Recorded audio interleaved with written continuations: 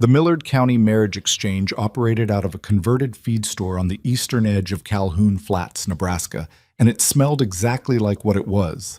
A place where desperation had been doing business for years. The walls were raw timber that hadn't seen paint since the building's previous life, and the floor was packed dirt covered over with sawdust that the owner, a red-faced man named Purvis Crane, swept out and replaced every Friday morning before the proceedings began. There were 24 mismatched chairs arranged in rows facing a low wooden platform, and above the platform hung a hand-lettered sign that read, Millard County Placement Services, in letters that had been touched up so many times the paint had begun to crack and bubble along the edges. Gideon Hartwell sat in the last row. He'd chosen that seat deliberately, the way he chose most things, quietly, without announcing his reasoning to anyone. From the back he could see the whole room, who was there, who was sweating, who had come with money, and who had come with nothing but the hope that today might be the day something in their lives finally shifted. He recognized a few faces. Halsey Drummond from the Feed Cooperative. Two brothers from out near the Platte, who ran a middling cattle operation and always seemed to be looking for shortcuts. A railroad clerk whose name Gideon had never learned, but whose face he'd seen at enough county events to place him. None of them knew quite what to make of Gideon's presence. He saw them noticing him, watched their eyes dart back, and once or twice heard his name murmured in a way that was meant to carry. He didn't care. He hadn't come for their opinions. He'd come because his foreman, a practical and frequently irritating man named Dutch Alderman, had told him straight to his face 3 weeks ago that the Hartwell operation needed a woman in the main house, or it was going to continue falling apart in ways that no amount of hired labor could fix. Dutch had said this over supper, which he'd cooked himself because the last cook had quit in October, and the supper had been so bad, some combination of salt pork and underboiled potatoes that had the texture of wet clay, that Gideon had found it difficult to argue. "You need a wife," Dutch had said, not looking up from his plate, "or at minimum, someone who knows what a household actually requires. Place is going to seed, Gideon. I mean that as respectfully as I'm able." "I've had 2 wives," Gideon said. "I know it. Neither one worked out." "I know that too." Dutch finally looked up. He was 61, weathered down to something close to wood, and had been with the Hartwell operation for 19 years. He had a way of stating facts that made them feel geological, like something that had been forming for a very long time and was now simply arriving. "The difference now is you're 53 years old and running 3,000 acres with no heirs and no household management, and a bunkhouse full of men who are starting to wonder if this place has a future worth staying for." Gideon had said nothing to that because there was nothing to say. So here he was, sitting in a feed store that smelled like old grain and human anxiety, watching Purvis Crane work his way down a list of women who had, through one circumstance or another, arrived at the point where this was the available option. Most of the transactions were businesslike. A farmer from out near Dunning took a young woman barely past 20 who looked frightened but composed.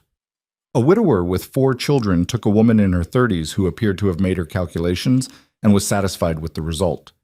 Money changed hands. Papers were signed at a folding table by the door. Crane moved through his list with the efficiency of a man who had done this many times and felt no particular way about it. Then he called the name Vivian Cross. She came out from behind the partition at the side of the platform with the kind of posture that people develop not from good breeding, but from long practice at refusing to be diminished. Her dress was dark brown wool, clean but worn thin at the elbows, and she carried a carpet bag that she set down at her feet with a deliberateness that suggested she'd thought about that small action.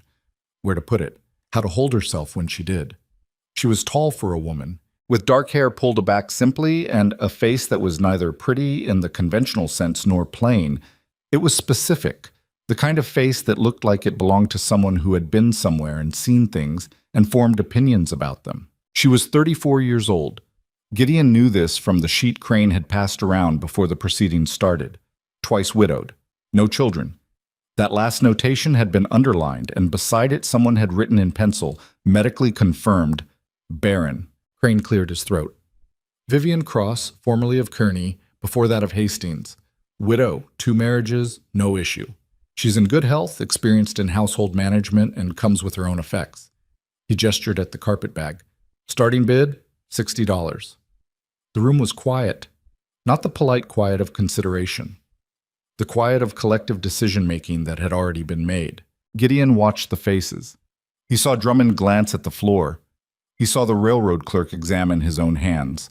The brothers from the Platte looked at each other with the particular communication of men who have agreed on something without speaking. $60, Crane said again. Do I have 60? Nothing. 50 then. $50 for a woman with household experience and her own effects. The silence continued. Someone in the third row shifted in his chair, and the sound of it was startlingly loud. On the platform, Vivian Cross stood very still. She wasn't looking at the floor. She wasn't looking at any particular face in the crowd. She was looking at a fixed point somewhere above the heads of the assembled men, and her expression was one that Gideon found himself studying. Not pity, not resignation. Something more contained than either of those things.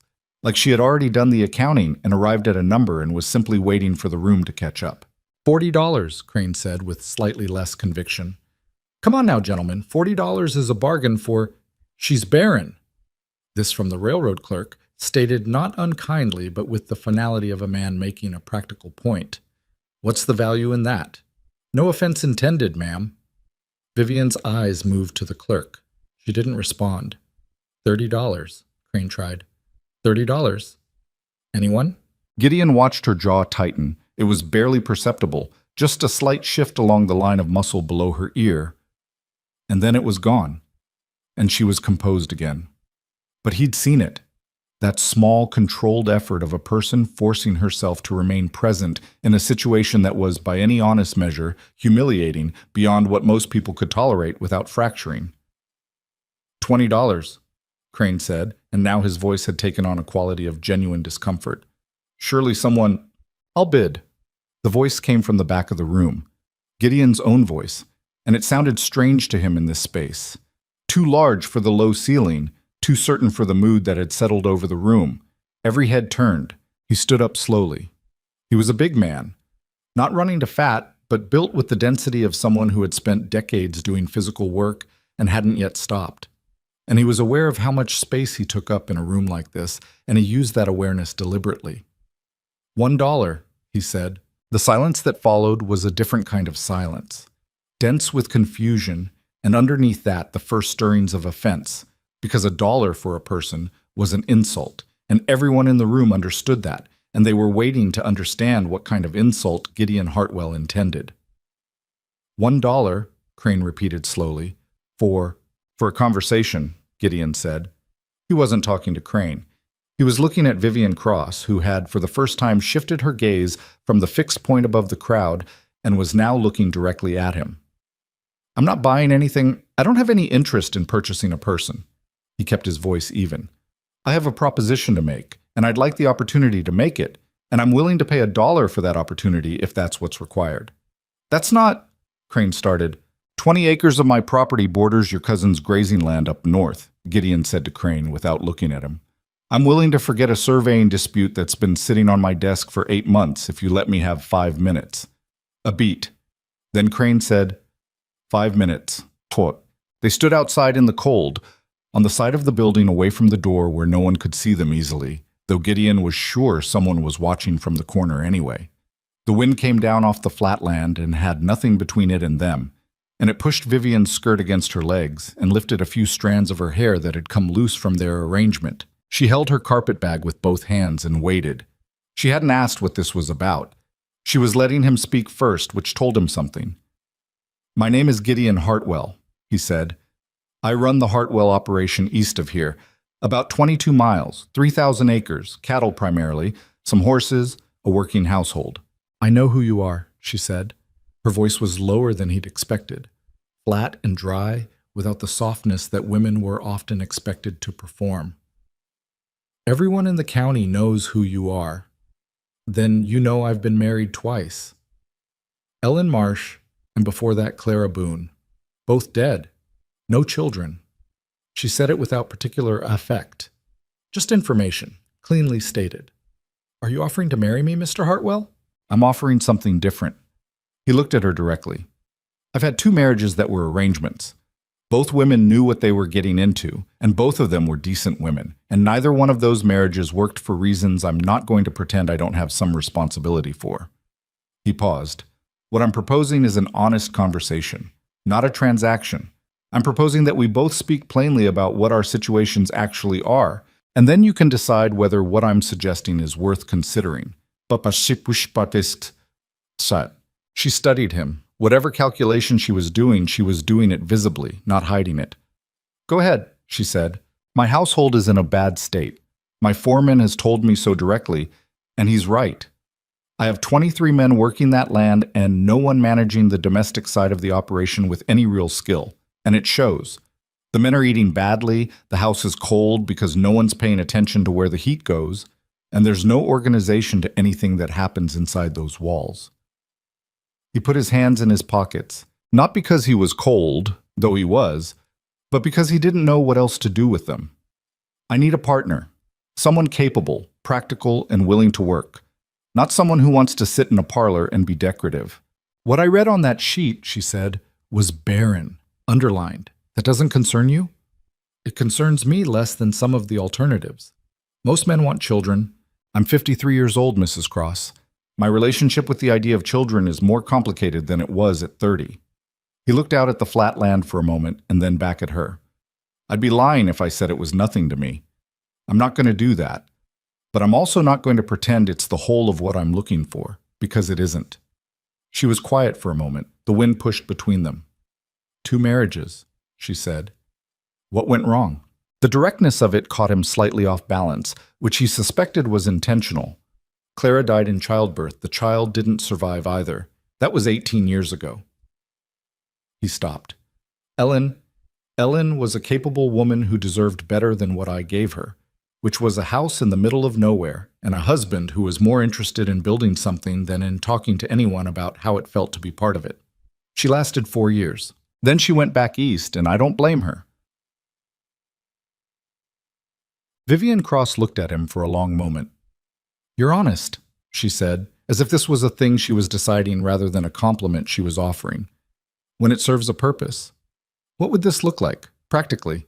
You'd have authority over the household, real authority, not the kind that's given and then taken back. You'd manage the domestic operations, the accounts that fall under that, the staff. You'd be treated with respect by everyone on that property, or they'd be gone. He said the last part without emphasis, which made it sound more like a fact than a promise. In return, I'd ask for genuine effort and honest dealing. No pretending things are fine when they aren't. No performance. And the marriage itself? He met her eyes. I'm proposing a legal arrangement that protects you. What it becomes beyond that would depend on what both of us choose. He paused. I'm not going to make you promises about what I feel because I don't know what I feel. I know what I need, and I've told you that. The rest I'm prepared to be honest about as we go. Vivian set her carpet bag down on the frozen ground, and Gideon had the impression that this was a decision, that putting the bag down was the physical expression of something she was choosing. She looked at the side of the building for a moment, and then back at him. I was married the first time at 19, she said. George Cross. He was a farmer, not a bad man, but he wanted sons and I gave him 7 years and no children, and he died before he'd quite finished being disappointed in me. The second one, she stopped. The second one I don't want to discuss, except to tell you that he wasn't a good man, and that my time in that house showed me clearly what the difference looks like between a man who sees you and a man who only sees what you're supposed to provide. All right. I know how to run a household, I know accounts, I know food preservation, I know how to manage people who don't want to be managed, and I know when something's going wrong before it's gone far enough to be a crisis. She lifted her chin slightly. I'm not going to be decorative, and I'm not going to be grateful in a way that makes me easy to disregard. I'll work, and I'll be honest, and I'll tell you when I think you're wrong.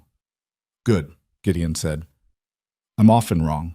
Something shifted in her expression, not quite a smile, but adjacent to one, gone quickly. And if this doesn't work, then we deal with that honestly when we get there. I won't leave you worse off than you are now. That's the one promise I'm prepared to make. She looked at him for another long moment. Then she picked up her carpet bag.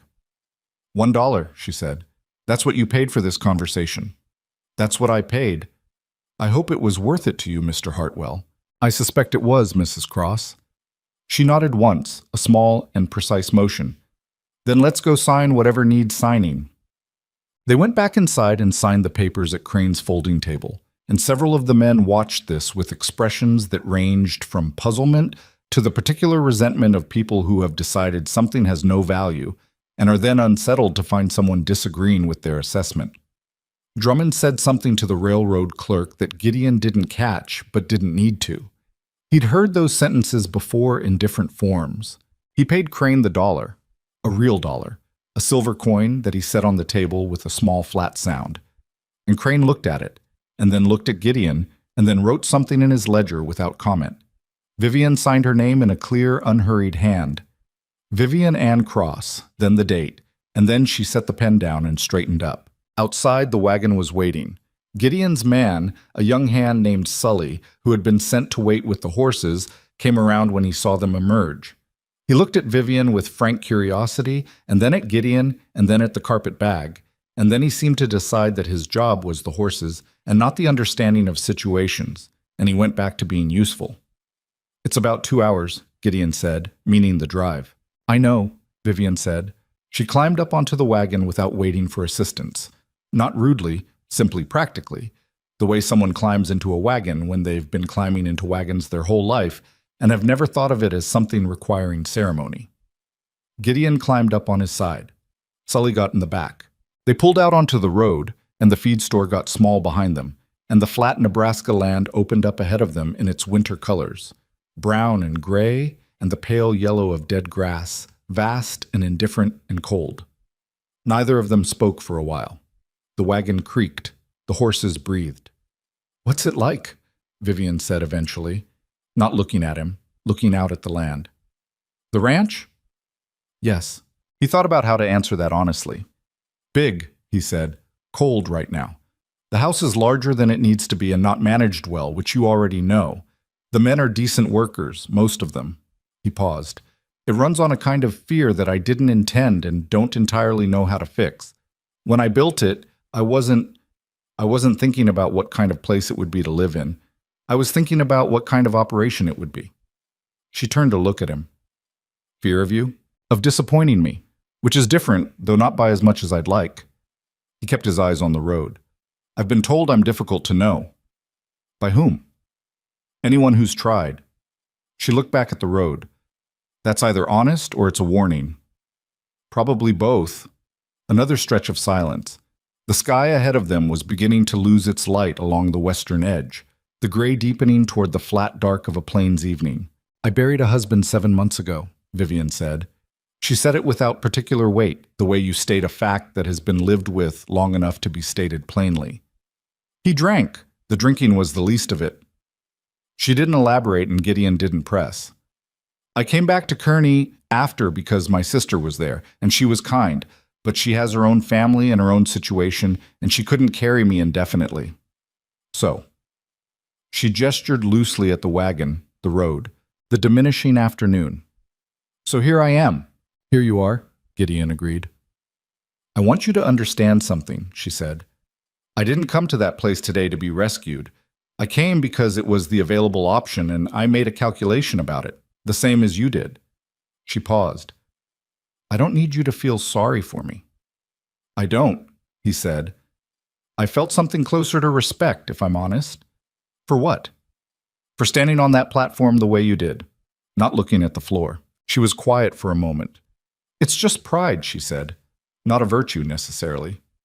"Maybe not, but it's something." The first lights of the ranch appeared at the edge of the horizon, small and yellow against the darkening sky. A cluster of structures that resolved slowly as they drew closer into something that Gideon supposed could be called a homestead, if you were being charitable, or a collection of buildings with ambitions if you were being accurate. The main house was large, 2 stories, built of good timber with a wide porch that had gone slightly crooked on the left side where the foundation had settled. Behind it, the bunkhouse, the stables, the equipment barn, 3 or 4 smaller structures in varying states of repair. Vivian looked at it as they approached. She didn't say anything. Dutch Alderman was on the porch. He always seemed to know when things were arriving, possibly because he had nothing else to think about during the long stretches of work and had developed a kind of radar for events. He watched them pull up with his arms crossed, and the expression of a man reserving judgment. "Dutch," Gideon said, climbing down. "This is Mrs. Cross." She'll be taking over management of the household. Dutch looked at Vivian. Vivian looked at Dutch. I know what you're wondering, she said to him directly. How long this will last and whether I know what I'm getting into, and whether you're going to have to manage around me the way you've been managing around the absence of anyone competent. She climbed down from the wagon. The answers are, I don't know, probably yes, and no.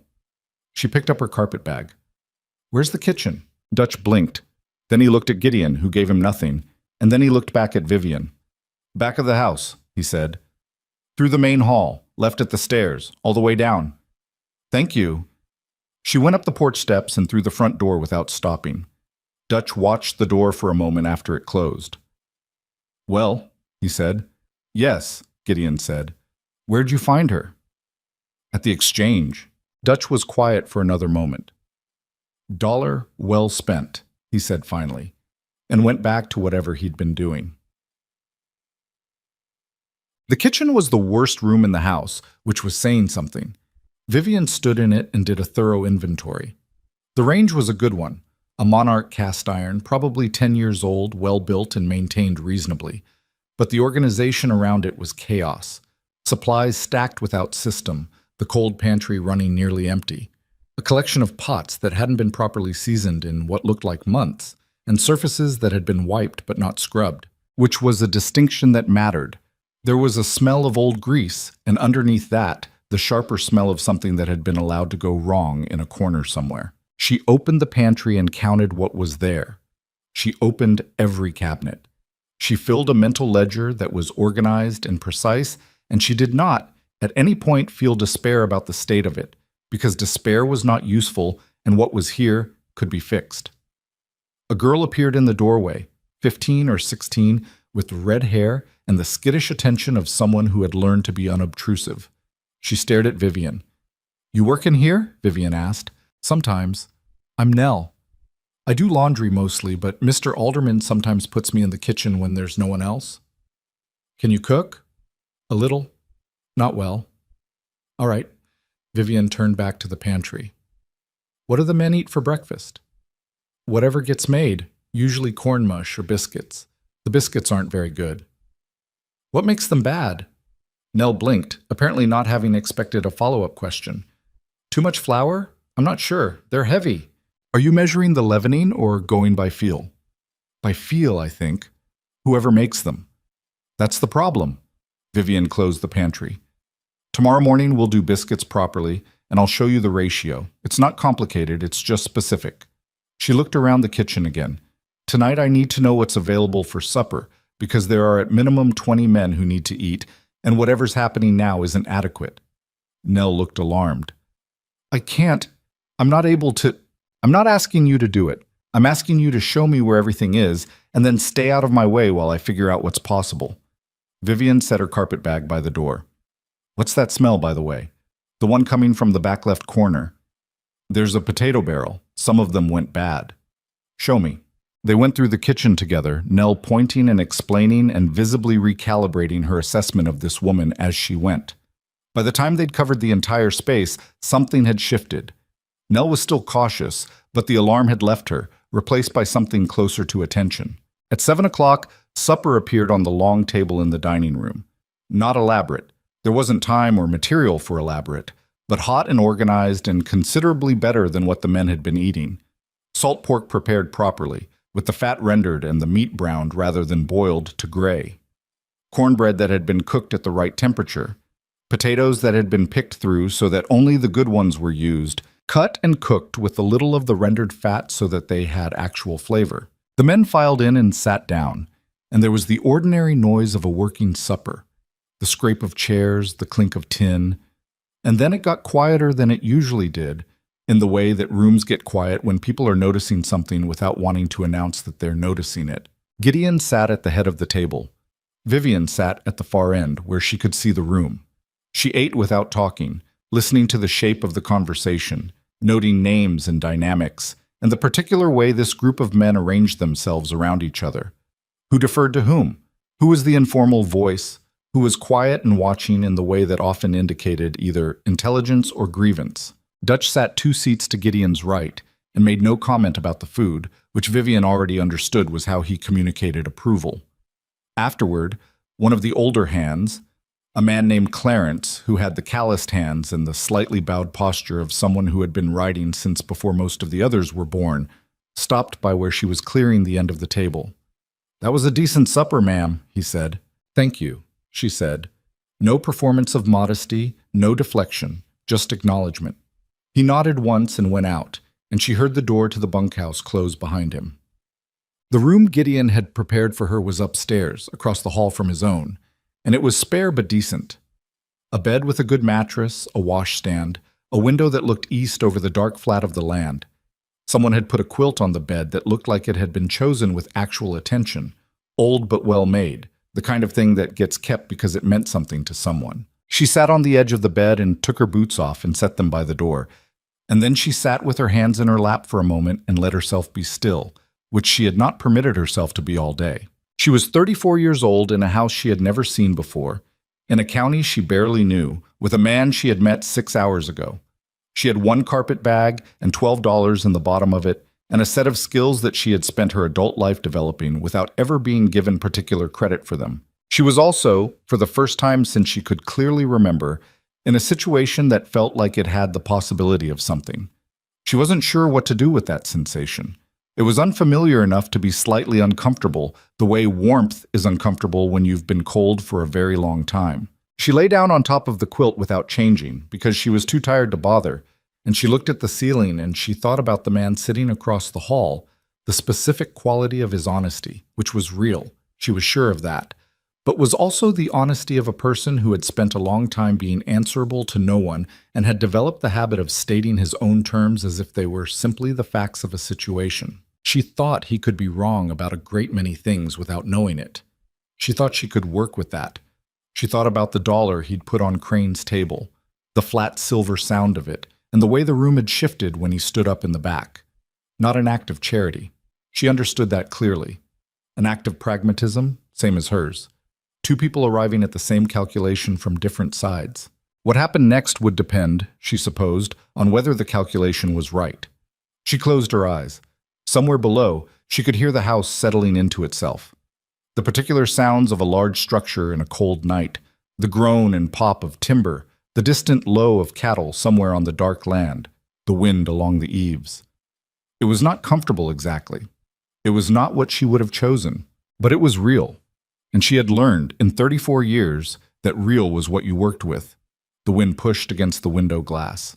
Vivian Cross, who had been valued at $0 and accepted one, lay in a stranger's house in Nebraska and fell asleep to the sound of a frontier night doing what frontier nights did, pressing in from all sides, indifferent and enormous, leaving you to make of it what you could. The first morning she woke before the house did.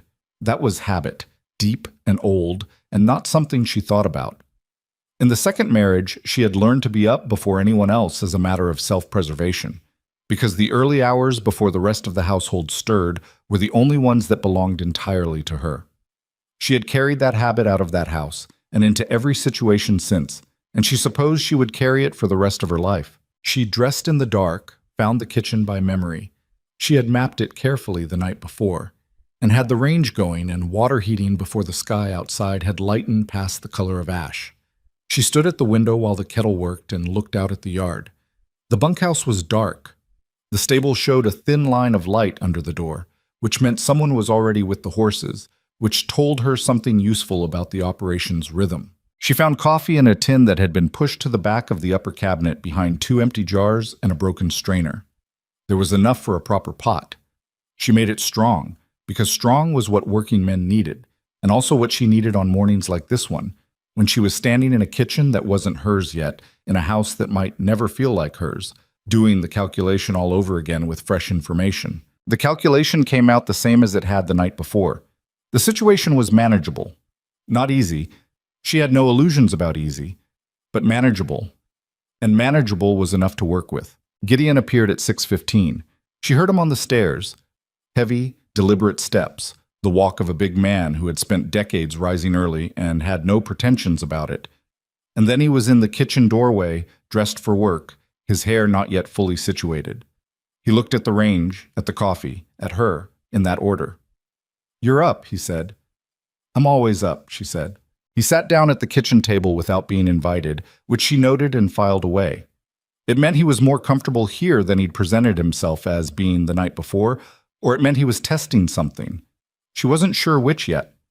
She poured him coffee and set it in front of him and then went back to the biscuits, because the ratio needed attention and she was working with a flour she hadn't used before and wasn't sure of its density. "The potato barrel in the back of the cold pantry," she said, without turning around. "About a third of it needs to go. There's rot spreading, and if you leave it another week, you'll lose the whole thing." Noted. "The lard tin by the range is almost empty, and whoever ordered last didn't account for winter use. You'll need at minimum twice what's currently on order if you're feeding 23 men through to March. Can you write that down? For Dutch? I'll write him a full list this afternoon." A pause, the sound of him drinking coffee. "How's the room?" "Fine." She worked the dough.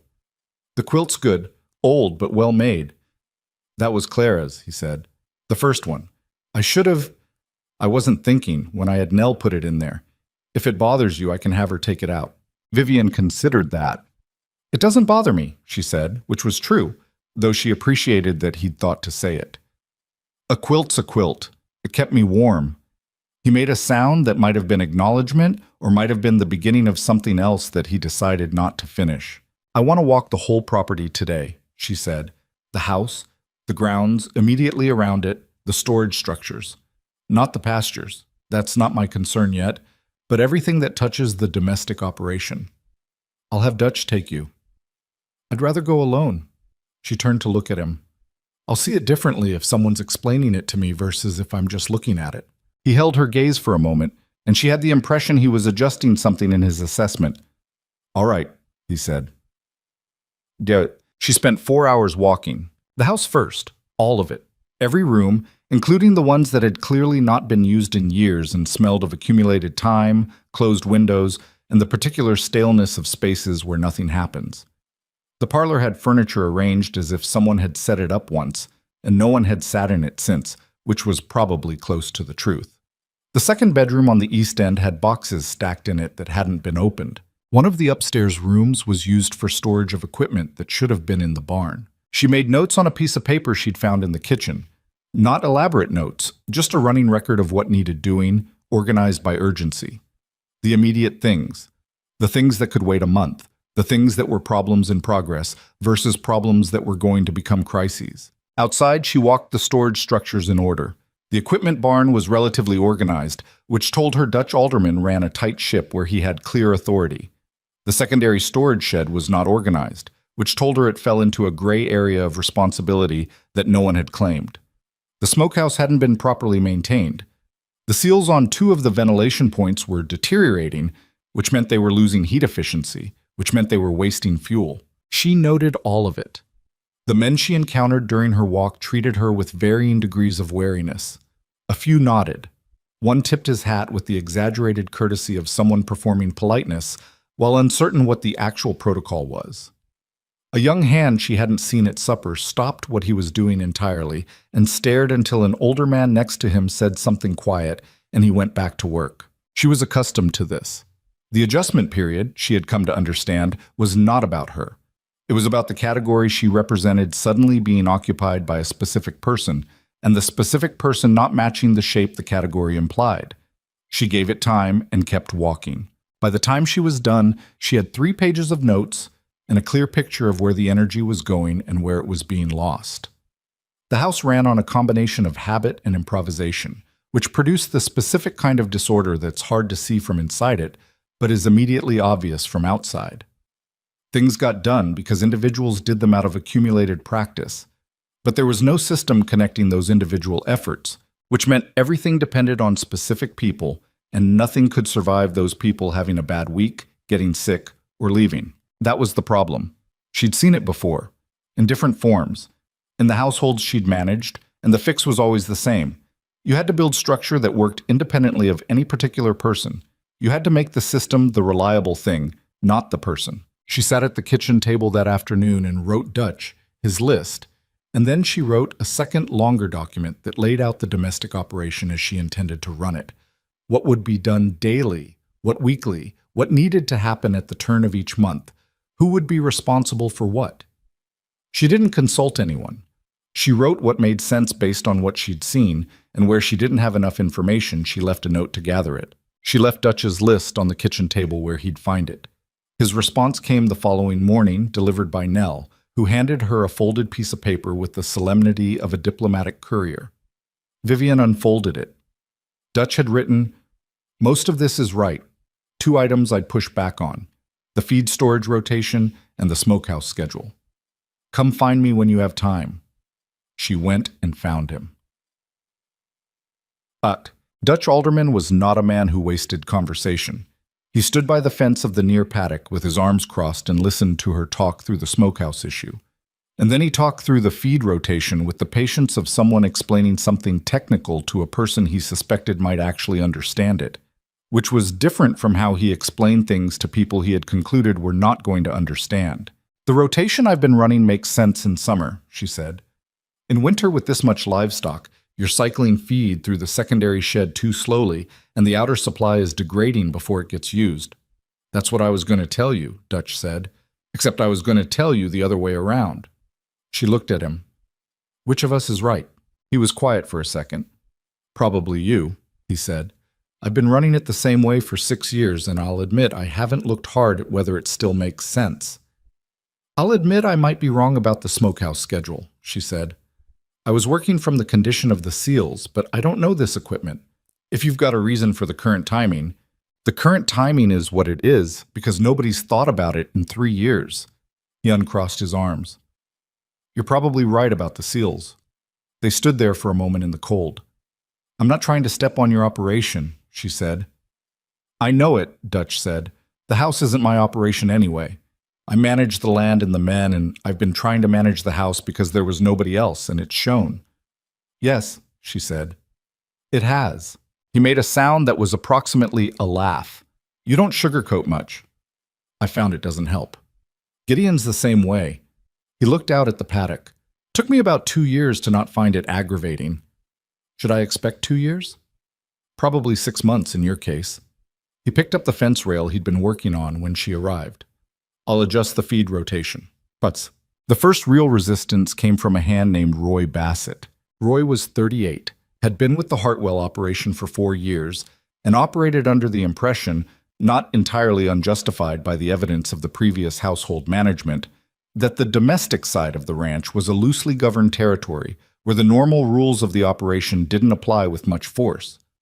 He was not mean, exactly, but he was careless in the way of a person who has learned that carelessness doesn't cost him anything. He came into the kitchen on a Thursday morning looking for something to eat at 10 o'clock, outside of any scheduled meal, and when Vivian told him the kitchen wasn't open until noon, he looked at her with the expression of a man encountering an obstacle he considered temporary. "I've always been able to come in and get something," he said. "I understand that," she said.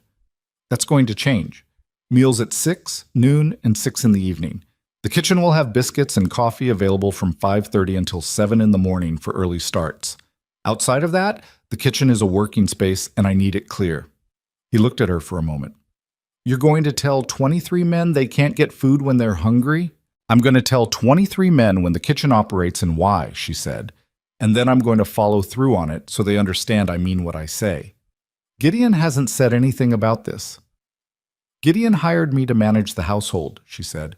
"If you'd like to discuss it with him, his office is at the front of the house." Roy's jaw tightened. He was the kind of man who wasn't accustomed to being handed back his own leverage.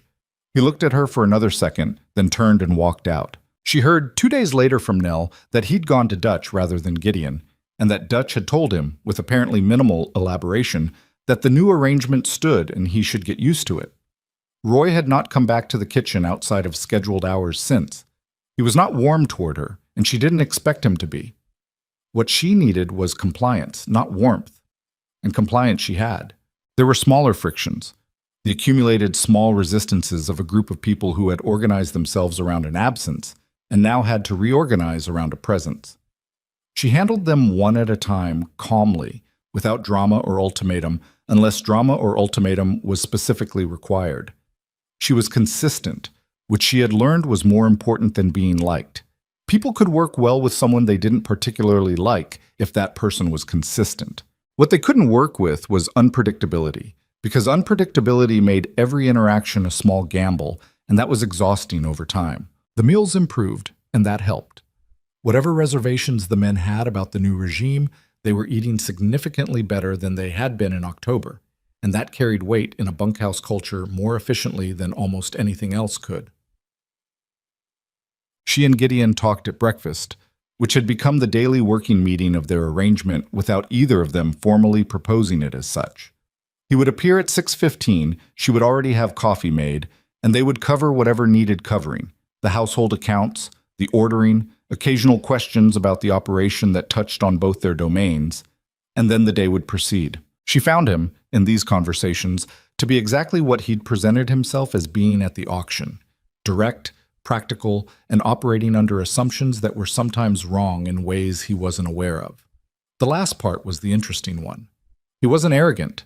Arrogance was a different thing, and she'd had enough experience with it to know the difference. But he had spent 20 years building something largely alone, which meant he had 20 years of unchallenged thinking about how things should work, and some of that thinking had calcified into certainty where it should have remained open. She pushed on those places carefully. Not to win arguments, she had no interest in winning arguments as an end in itself, but because the wrong assumptions cost money and time and sometimes people, and that mattered to her. "The hay order you put in last month," she said one February morning, "you're ordering the same volume as last year." "Same as every year," he said, not looking up from the ledger he'd brought to the table. "You've got 12 more head than last year." He looked up. "Where did you get that number?" "Dutch's count from January. I asked him for it when I was working out the supply projections." She poured her own coffee. "If the hay order stays the same, you'll be short in April, which is the worst possible month to be looking for additional supply because everyone else is in the same situation." He was quiet for a moment. She could see him running the calculation. "You're right," he said. "I'll send an amended order today." "I'd add 20% on top of what the calculation says," she said, "because calculations are based on normal conditions, and this winter's been dry, which means spring pasture recovery will be slower." He looked at her. "Dutch tell you that too?" "Dutch told me the winter. I read about spring pasture recovery in a book." "What book?" "One I borrowed from your office. I hope that's all right." He was quiet for a second, and then he said, "What else are you reading from my office?" "Whatever seems useful," she said. "If there's something you'd prefer I not touch, tell me." "There's not," he said. And then, after a pause that she thought might have been surprise working itself through him, "Take whatever you want." March brought the first real thaw, and with it a shift in the household's texture. The sense, not dramatic, not announced, but real, of something having settled. The systems she'd put in place were running. The men had adjusted. The kitchen produced food that people were talking about at the feed store in Calhoun Flats, which she knew because Nell had heard it from the blacksmith's wife and reported it with a degree of pride that surprised Vivian and then, on reflection, didn't. She had also, quietly and without making an event of it, reorganized the ranch's domestic accounts in a way that reduced expenditure by roughly a fifth while improving the quality of what the money was producing. She presented the numbers to Gideon on a Thursday evening after supper, setting the ledger in front of him with the columns clearly marked. He studied it for a long time. She sat across the table and waited. "How did you do this?" he said. "Waste reduction primarily. Your previous ordering was buying things in quantities that didn't match consumption patterns, so you were constantly throwing out degraded supplies and reordering. I matched the order volumes to the actual usage." She leaned forward slightly and pointed to a column. "This is where the salt pork was going. You were ordering enough for 35 men and feeding 23, and the surplus was going bad in the smokehouse. Why was anyone ordering for 35? Because at some point you had 35 men, and the order got established, and no one revisited it." She leaned back.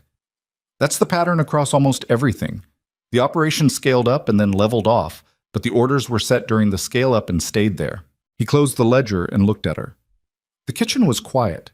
The fire in the range had burned down to coals and gave the room a low, amber-colored light that made it feel smaller than it was. "I owe you an apology," he said. She waited, because she didn't know what the apology was for. "I had a particular idea of what this arrangement would look like," he said, "and it was smaller than what you've done. I was thinking about, A well-run house, meals on time, accounts kept. I wasn't thinking... He stopped. I wasn't thinking of a partner. And you've been acting as one since you arrived, and I haven't acknowledged that. The word partner sat between them for a moment. You acknowledged it by not standing in the way, she said. That's the main thing. That's a low bar. It's a more common failure than you might think. He looked at the ledger and then at his hands and then at her. He was not a man who spoke easily about things that mattered to him. She'd understood that within a week. And the effort it cost him to say what he just said was visible in the way he held himself, like a man carrying something at an uncomfortable angle. I mean it, he said. This is not what I expected. What did you expect? He was honest about it, which she appreciated. Someone who would make the house livable and leave me alone to run the ranch. And instead someone who reads my books and fixes my ordering and makes my foreman adjust a 6-year-old feed rotation in the first week. A pause. I'm not complaining.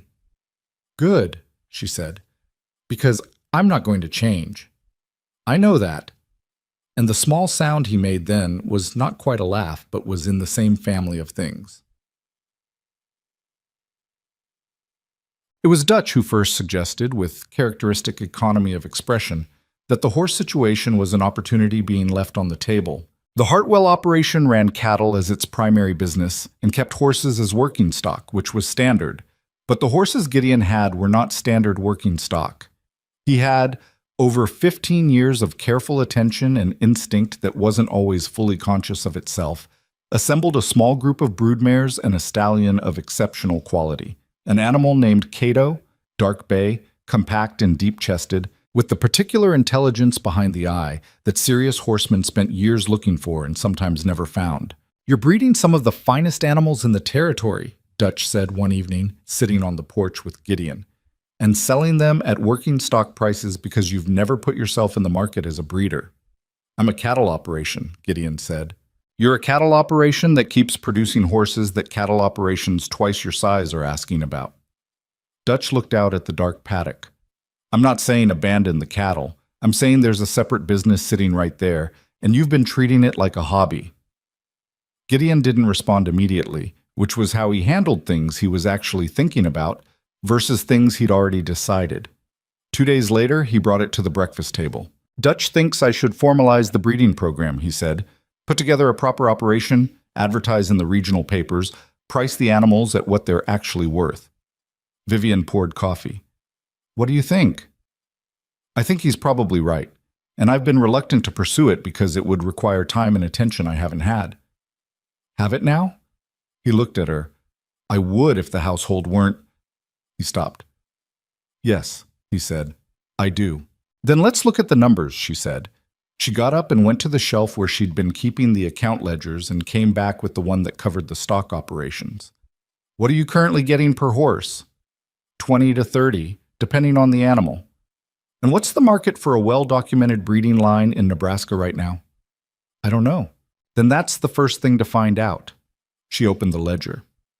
Because I suspect the gap between what you're charging and what you could charge is significant, and before we build any kind of formal program, we need to know what the ceiling actually is. He watched her open the ledger and then he reached across and turned it so he could read it alongside her. And they sat like that at the breakfast table in the early light, working through the numbers together. And it was the most natural thing. Not because they had become easy with each other exactly, because there was still the specific tension of two people who are not fully known to each other yet, but because they had established the habit of working, and the working had made a space that felt, if not like home, then like something you could imagine becoming home. It was April when the thing she hadn't allowed herself to think about became impossible to ignore. She had been tired in a different way than the tiredness of hard work, which she knew well. This was a tiredness that started from somewhere deeper and moved outward, and it came with a particular kind of morning unease that she recognized, because she had experienced something like it once before, 7 years ago, in the early weeks of her first marriage, and then it had gone, and taken with it something she had permitted herself briefly to hope for, and after that the doctors had said what they said, and she had adjusted accordingly. She sat with the knowledge for a week before she let herself believe it enough to do anything with it. Then she went into Calhoun Flats on a supply run and stopped at the office of the town's physician, a man named Dr. Emmett Briggs, who was 60 years old and had the blunt manner of a man who believed people deserved accurate information more than they deserved comfortable ones. She told him what she was experiencing. He examined her with professional efficiency and asked questions, and then sat back in his chair and looked at her with an expression that she read, imperfectly, as a man confronting something that didn't fit neatly into what he knew. "Mrs. Hartwell," he said. She was using the name now, for legal purposes, if nothing else. "When were you told you were barren?" "Twice. The first time in 1895, the second in 1898. "By whom?" She told him. He nodded slowly, in the way of someone filing information and forming a conclusion at the same time. "I'm not going to tell you what I think those assessments were based on," he said, "because I don't know. What I can tell you is what I'm seeing now." He paused. "You are approximately 10 weeks along. The pregnancy appears to be progressing normally. Beyond that, I'm not in a position to make promises, because no one is ever in a position to make promises about these things, and I think you know that." She sat in his office chair for a moment. The late afternoon light came through the window and lay across the desk, and she looked at it. "I know that," she said. She drove back to the ranch with the supply wagon, and the knowledge sitting in her chest like something that didn't quite have a name yet. Not happiness. It was too uncertain, and too new, and too loaded with the memory of the last time to be simple happiness. Not fear exactly, though there was some of that. Something more complicated. Something that required time to become whatever it was going to be. That evening, after supper, she asked Gideon to stay at the table after the dishes were cleared and the kitchen had emptied. He stayed. He looked at her and waited, because he'd learned that she said things when she was ready, and pressing her before that point produced nothing useful. "I went to see Dr. Briggs today," she said. Something shifted in his face. "Are you all right?" "I'm fine." She folded her hands on the table. "I went because there's something I needed to know." She looked at him directly. "I'm pregnant." The word landed in the kitchen. Gideon sat very still for a long moment, and she watched the information move through him. Not dramatically. He was not a dramatic man, but she could see it. The quiet, seismic quality of a fact restructuring itself inside someone who has been operating for a long time without expecting it. "You told me the doctor said—" he started. "They did. I'm telling you what Dr. Briggs said today." He looked at the table, then at her. "How far?" "About 10 weeks. He put his hands flat on the table and then he took them off again, and she could see that he didn't know what to do with his hands, any more than he'd known what to do with them outside the feed store in February, standing in the cold, making an offer he hadn't fully worked out yet. "Vivian," he said, and it was the first time he'd used her given name without framing it in anything else, just the name, and the way he said it was not a question exactly. "I know," she said. "I know what you were told about me, and I know this is—" She stopped. "I'm not sure what this is yet. I needed you to know." He was quiet for long enough that she could hear the wind picking up outside. "All right," he said eventually. The same word from the first night, the same quality of a man who has accepted information and decided to proceed with it. But there was something else in it now, something that hadn't been there at the auction or outside the feed store or even at the breakfast table working through the ledger together. He stood up slowly, and he did something she did not expect.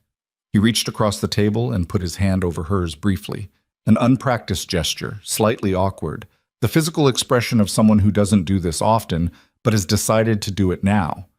And then he took his hand back and said he needed to check on the horses and walked out the back. She sat at the table alone for a moment.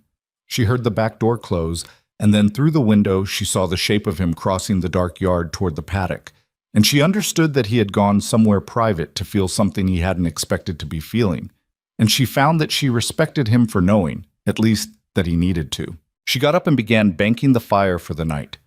Her hands moved through the familiar motions, and she let herself hold, very carefully, like something that might break if she held it carelessly. The possibility that the life she was building in this cold and practical and unlikely place might turn out to contain things she had given up expecting. Not certainty.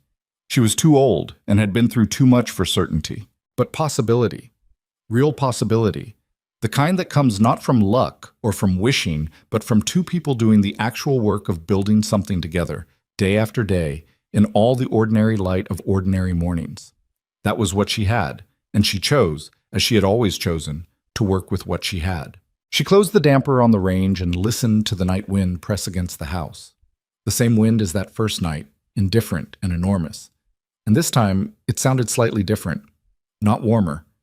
The Nebraska wind was never warm, but less opposed somehow, like something that was simply there, the way difficult things simply are, while you get on with everything else. The boy was born on a Tuesday in late November, during a sleet storm that came off the plains without warning and turned the ranch yard into a gray sheet of ice before anyone had finished breakfast. His name was Thomas. They had agreed on it sometime in August, sitting on the porch in the evening heat, not making a ceremony of the conversation. Gideon had said it was his father's name, and Vivian had said it was a good name, plain and solid, and that had been the end of it. Thomas Hartwell. He arrived in the world at 11 in the morning, delivered by Dr. Briggs, who had driven out from Calhoun Flats through worsening weather, with the stoic efficiency of a man who had been making this drive in bad conditions for 30 years and had stopped being resentful about it. He was healthy. Vivian was exhausted, but intact, which was more than she'd let herself assume during the final weeks when the weight of everything she'd been told by 2 different doctors in 2 different decades had pressed on her in the dark hours of early morning when there was nothing to do but lie still and wait. Gideon stood in the doorway of the bedroom and looked at the child for a long time without speaking. Dutch was somewhere below. She could hear the low register of his voice talking to Sully or one of the other hands. Nell had been up most of the night and was now asleep in the chair by the window, her head tilted at an angle that would hurt her neck by the time she woke. "He's got your hands," Gideon said finally. Vivian looked down at the small fists. "He's got enormous hands," she said. "I'm not sure that's a compliment." "It is where I come from." She looked up at him. He was standing in the doorway still, not quite entering, the way he did sometimes with things he wasn't sure he had the right to approach too closely. It was one of his patterns, this particular hesitation at the threshold of things that mattered to him. She had come to recognize it. "Come in," she said. "He's yours too." He came in and sat on the edge of the bed, and she put the baby in his arms with the practical care of someone handing over something irreplaceable. And she watched Gideon's face do something she had not yet seen it do in the 9 months she'd known him. Not soften exactly, that was the wrong word for what happened, but open, in the way that a thing opens when the pressure that has been holding it closed for a very long time is finally, temporarily released. "Thomas," he said quietly. The baby's eyes were closed. He was oblivious to the sleet and the man holding him and the particular weight of the moment. He was simply present, warm and breathing and new, which was all he needed to be. The rumors started in January. She heard them the way you hear most rumors in a small county, sideways through a third party who is telling you not to repeat it while clearly expecting you to. It was Nell who told her, standing in the kitchen doorway with the expression of someone who has been carrying something uncomfortable and has decided that carrying it alone is worse than saying it out loud. "People in town are saying things," Nell said, "about Thomas." Vivian kept her hands in the bread dough. "What things?" "That Mr. Hartwell isn't—" Nell stopped, her face going red. "That you were already carrying when you came to the exchange." Vivian worked the dough for another turn. "Who's saying it?" "I heard it from Margaret Crane, Purvis Crane's wife. She said she heard it from Dorothea Ames, who got it from—" Nell shook her head. "I don't know how far back it goes, but it's going around." "What else are they saying?" Nell hesitated. "That you lied about being Barren to make yourself seem, I don't know, less threatening, so Mr. Hartwell would take pity on you, and that you had a relationship before in Kearney, and that's enough," Vivian said. Not sharply, just as a fact. She finished the bread and set it to rise and washed her hands and stood at the kitchen window, looking out at the January yard, where the cold had locked everything into stillness and the sky was the color of old iron. She thought about the arithmetic of it. Thomas born in late November, 9 months after February, which was when anyone paying attention to the calendar could have worked out the timeline. The timeline was correct. The accusation was not. But timelines required people to do arithmetic, and most people preferred a story. And a story about a desperate woman deceiving a wealthy man was more interesting and more satisfying to certain kinds of minds than the unremarkable truth, which was that 2 people had made a practical arrangement that had, slowly and with considerable difficulty, become something more. She went and found Gideon in his office. "Have you heard the talk?" she said. He was at his desk, going over the breeding records he'd been building since fall. He looked up. "About Thomas." It wasn't a question. "Yes. Halsey Drummond said something to me at the feed cooperative last week." His voice was careful, the specific careful of a man who is managing his own anger. "I told him the timeline was what it was, and he could do the mathematics himself." "Did that satisfy him?" "No, but what I told him next did." He paused. "I'm not particularly concerned with what Halsey Drummond believes." "I know," she said. "But it's not just Drummond." She sat down in the chair across from his desk. "It's spreading, and it's going to keep spreading unless it meets something solid." "What are you thinking?" "I'm thinking that ignoring it doesn't stop it. Ignoring a thing like this doesn't make it go away. It makes it grow because there's nothing to push against." She looked at him steadily. "I want to go to town." He put down his pen. "Go to town and do what?" "Go to town and be visible. Go to the events. Talk to people. Let them form an opinion of me that's based on me rather than on whatever's being passed around the Ames parlor." She paused. "I know how this works, Gideon. The only way to change what people think is to give them something real to replace it with." He was quiet for a moment. "You shouldn't have to do this." "I know I shouldn't have to." She kept her voice even. "I'm telling you what I intend to do anyway."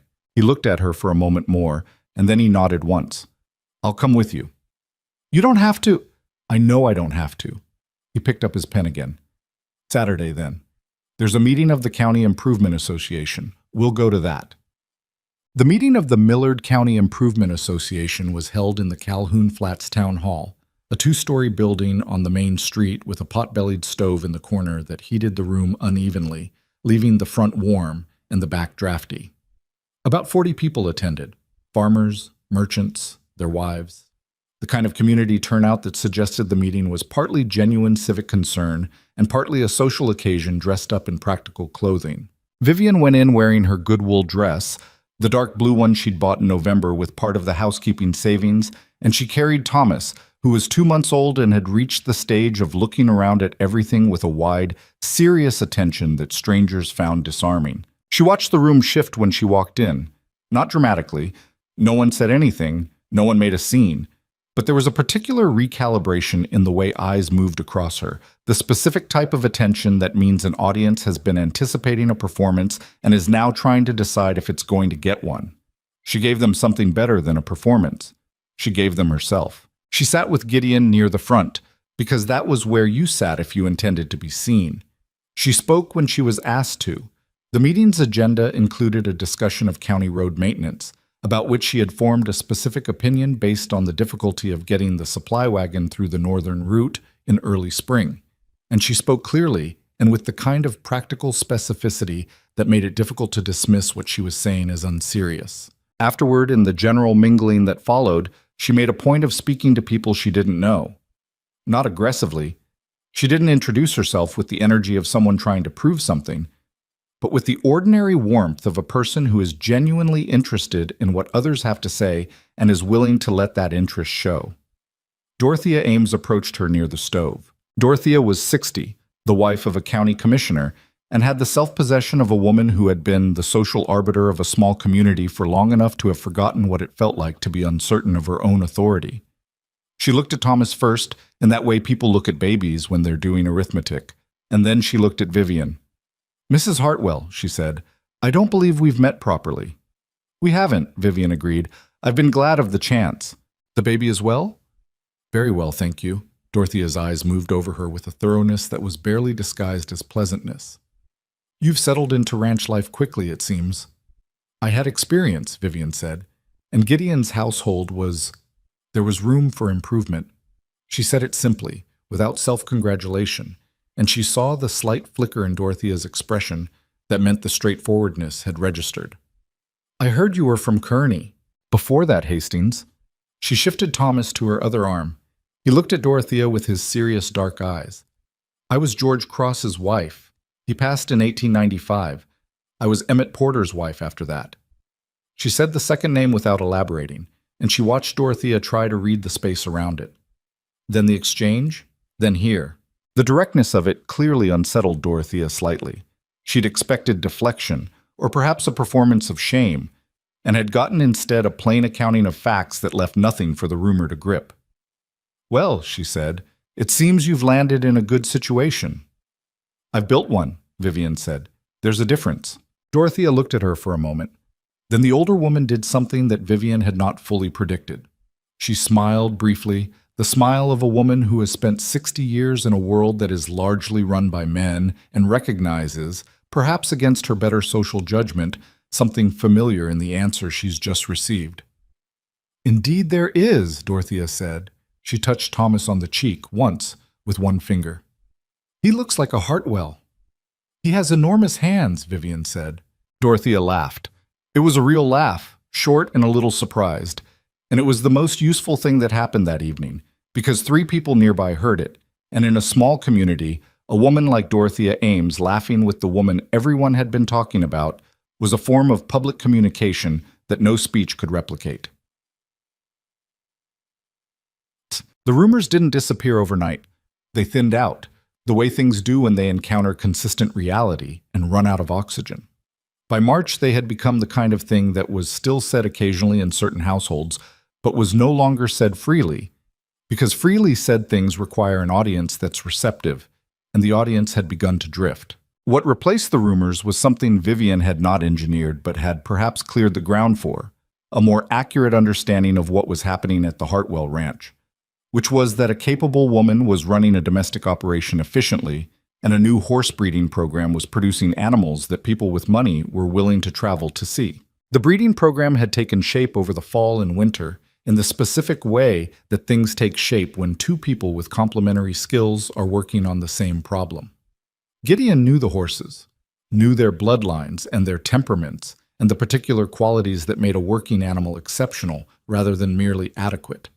Vivian knew the business side, the record-keeping, the correspondence with potential buyers, the pricing structure, the way you presented a product to a market that didn't yet know it wanted it. They had their first significant outside sale in February. A rancher from Colorado who had heard about Cato's offspring through a contact in Omaha and had driven 3 days to see for himself. His name was Aldous Fitch, and he was a practical man who knew horses the way men know things when their livelihood depends on that knowledge. He walked the paddock for 2 hours, asked questions that were intelligent and specific, and then offered a price for 2 of the yearlings that was nearly twice what Gideon had been charging. Gideon had started to answer, and Vivian had said, "We appreciate the offer. We'll need until tomorrow morning." Fitch had looked at her with the expression of a man recalibrating who he was negotiating with. "Tomorrow morning, then," he said. That evening, she and Gideon had gone through the numbers. "He'll go higher," she said. "He drove 3 days. He's not going to drive 3 days and come away empty." "You think so?"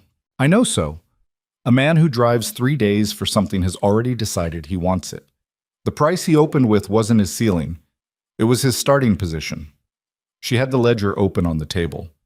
"If we come back with a counter 15% above his offer, he'll meet us somewhere in the middle, and the middle is better than what he opened with." "You've done this before," Gideon said. "Not a question. I watched my first husband negotiate grain prices for 7 years," she said. "He was a poor negotiator. You learn more from watching someone do something badly than from watching someone do it well." The next morning, she let Gideon handle the counter because Fitch was from a particular generation of man for whom being negotiated with by a woman was still a disruption to the natural order, and the disruption would cost them money. Gideon named the price. Fitch said nothing for a moment, then said he'd go 10% above his opening offer. Gideon said 12. Fitch said 11, and they shook hands, and the 2 yearlings left for Colorado at a price that made the horse program, in that single sale, profitable for the quarter. Afterward, when Fitch's wagon had gone, Gideon said, "You knew he'd settle at 11. "I thought he would," she said. "You can't know these things. You can only read them." "You read 'em right. This time." She went inside because Thomas would need feeding, and there was bread that needed to come out of the oven, and the account ledger for the sale needed to be updated before she forgot the specifics. She had learned in 9 months that there was always another thing that needed doing, and that this was not a burden so much as it was simply the character of a life that was full.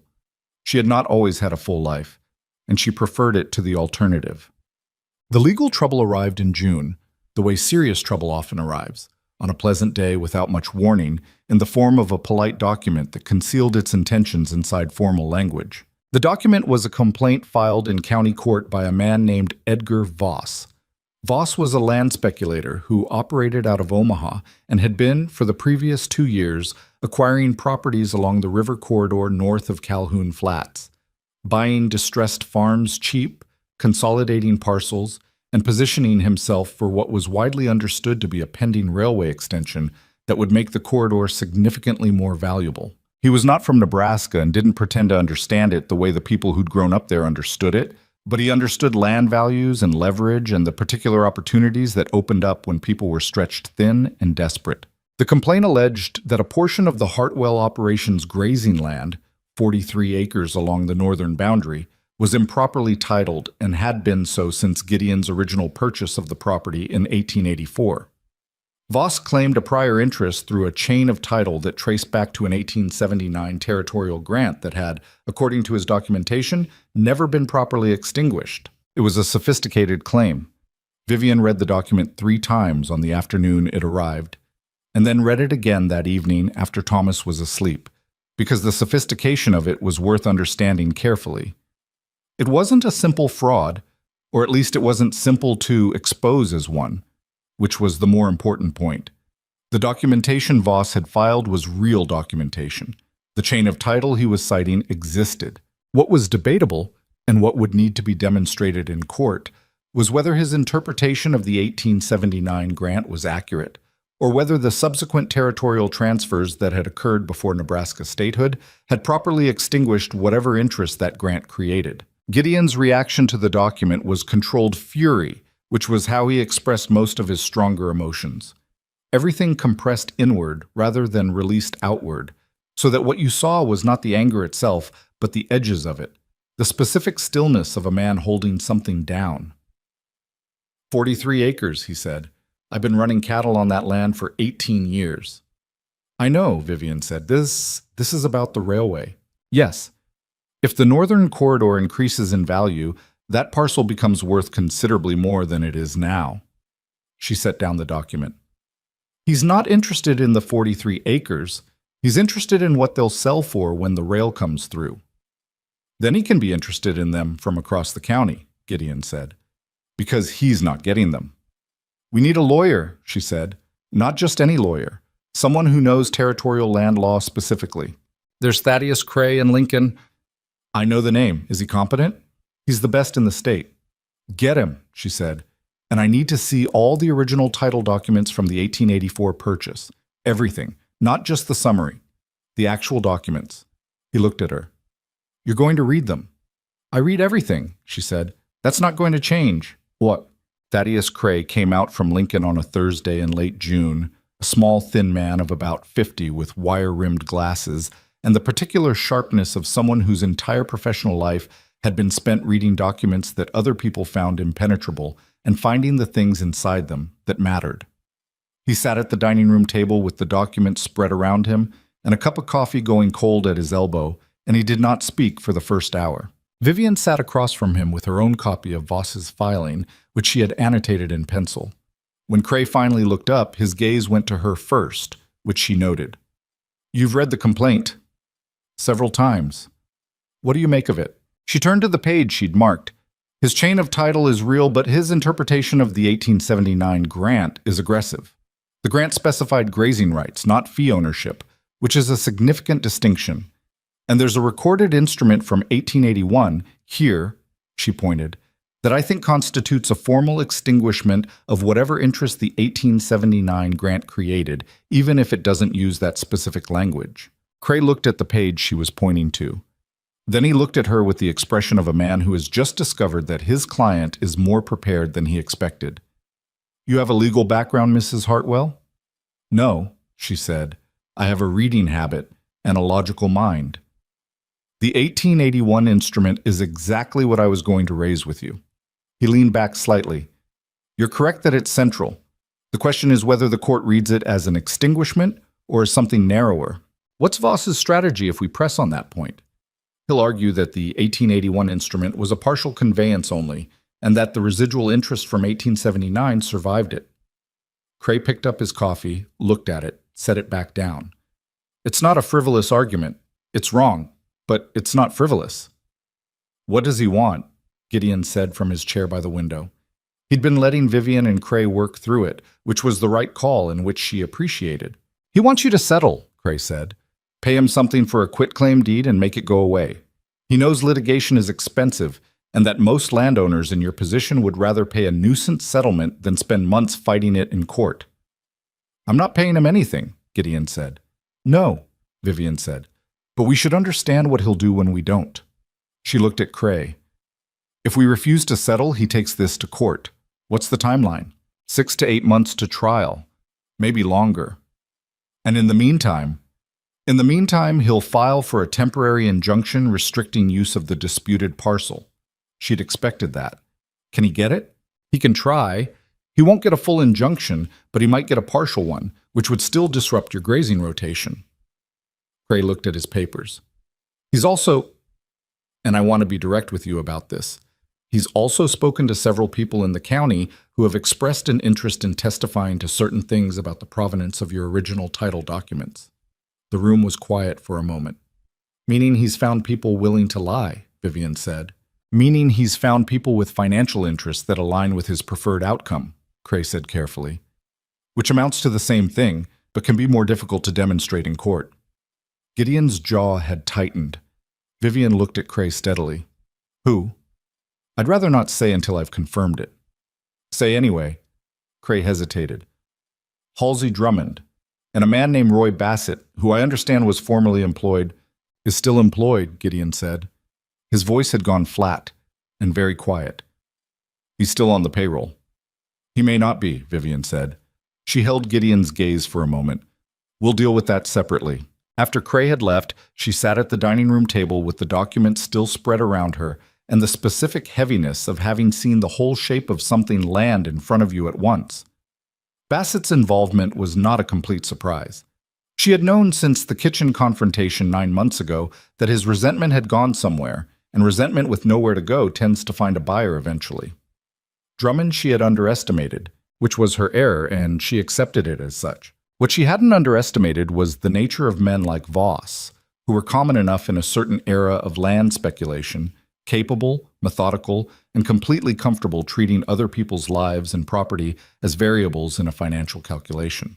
She had seen the type before, though never aimed directly at her. She picked up Cray's card and turned it over in her fingers. Then she picked up her pencil and turned to a fresh page of the ledger she used for notes, and she began writing out the structure of the problem. What was legal, what was personal, what could be handled in court, and what needed to be handled before court made it worse. The hearing on Voss's injunction was set for September. She had 3 months to understand the matter better than anyone in that courtroom, and that was what she intended to do. She wrote to 2 land offices requesting the original territorial records from 1879 and 1881. She corresponded with a woman in Lincoln named Helen Marsh, no relation to Gideon's first wife, just a coincidence of names, who had worked as a legal secretary for 15 years and had an encyclopedic familiarity with territorial-era land grants that she was willing to share for a modest consulting fee with people who presented their questions clearly and honestly. Vivian presented her questions clearly and honestly, and the resulting correspondence was worth considerably more than the fee. What she found, across 6 weeks of reading, was that Voss's chain of title had a weakness he hadn't anticipated she would find, because most ranch wives in 1902 Nebraska were not spending their evenings with territorial grant records and land office correspondence from the 1870s.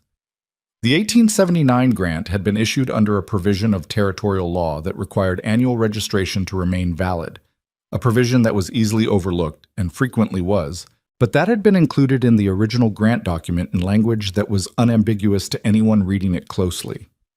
The prior holder of the interest had registered in 1879 and 1880 and then stopped, which meant the interest had lapsed under its own terms in 1881 before the conveyance that Voss was citing as the basis of his claim. The 1881 extinguishment instrument that she'd pointed out to Cray on his first visit was therefore even more powerful than she'd initially understood, It wasn't extinguishing a valid interest, it was recording the lapse of one that had already expired.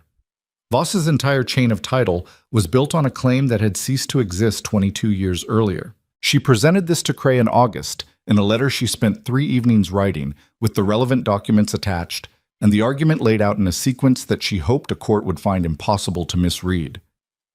Cray's response arrived 4 days later. Mrs. Hartwell, this is correct, and it is dispositive. I don't believe we will need to go to trial.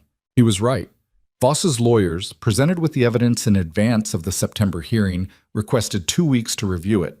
At the end of those 2 weeks, they withdrew the complaint. There was no ceremony to it. A document arrived, Cray sent word, and that was that. Gideon read Cray's letter at the breakfast table and then set it down and looked at Vivian, who was cutting bread. It's done, he said. Yes. How did you find the registration provision? I read everything, she said, which was the same thing she'd told him she was going to do in June, and which she supposed would remain her answer for as long as he continued to be surprised by it. He was quiet for a moment. Bassett's leaving at the end of the week, he said. I know, Dutch told me. I should have...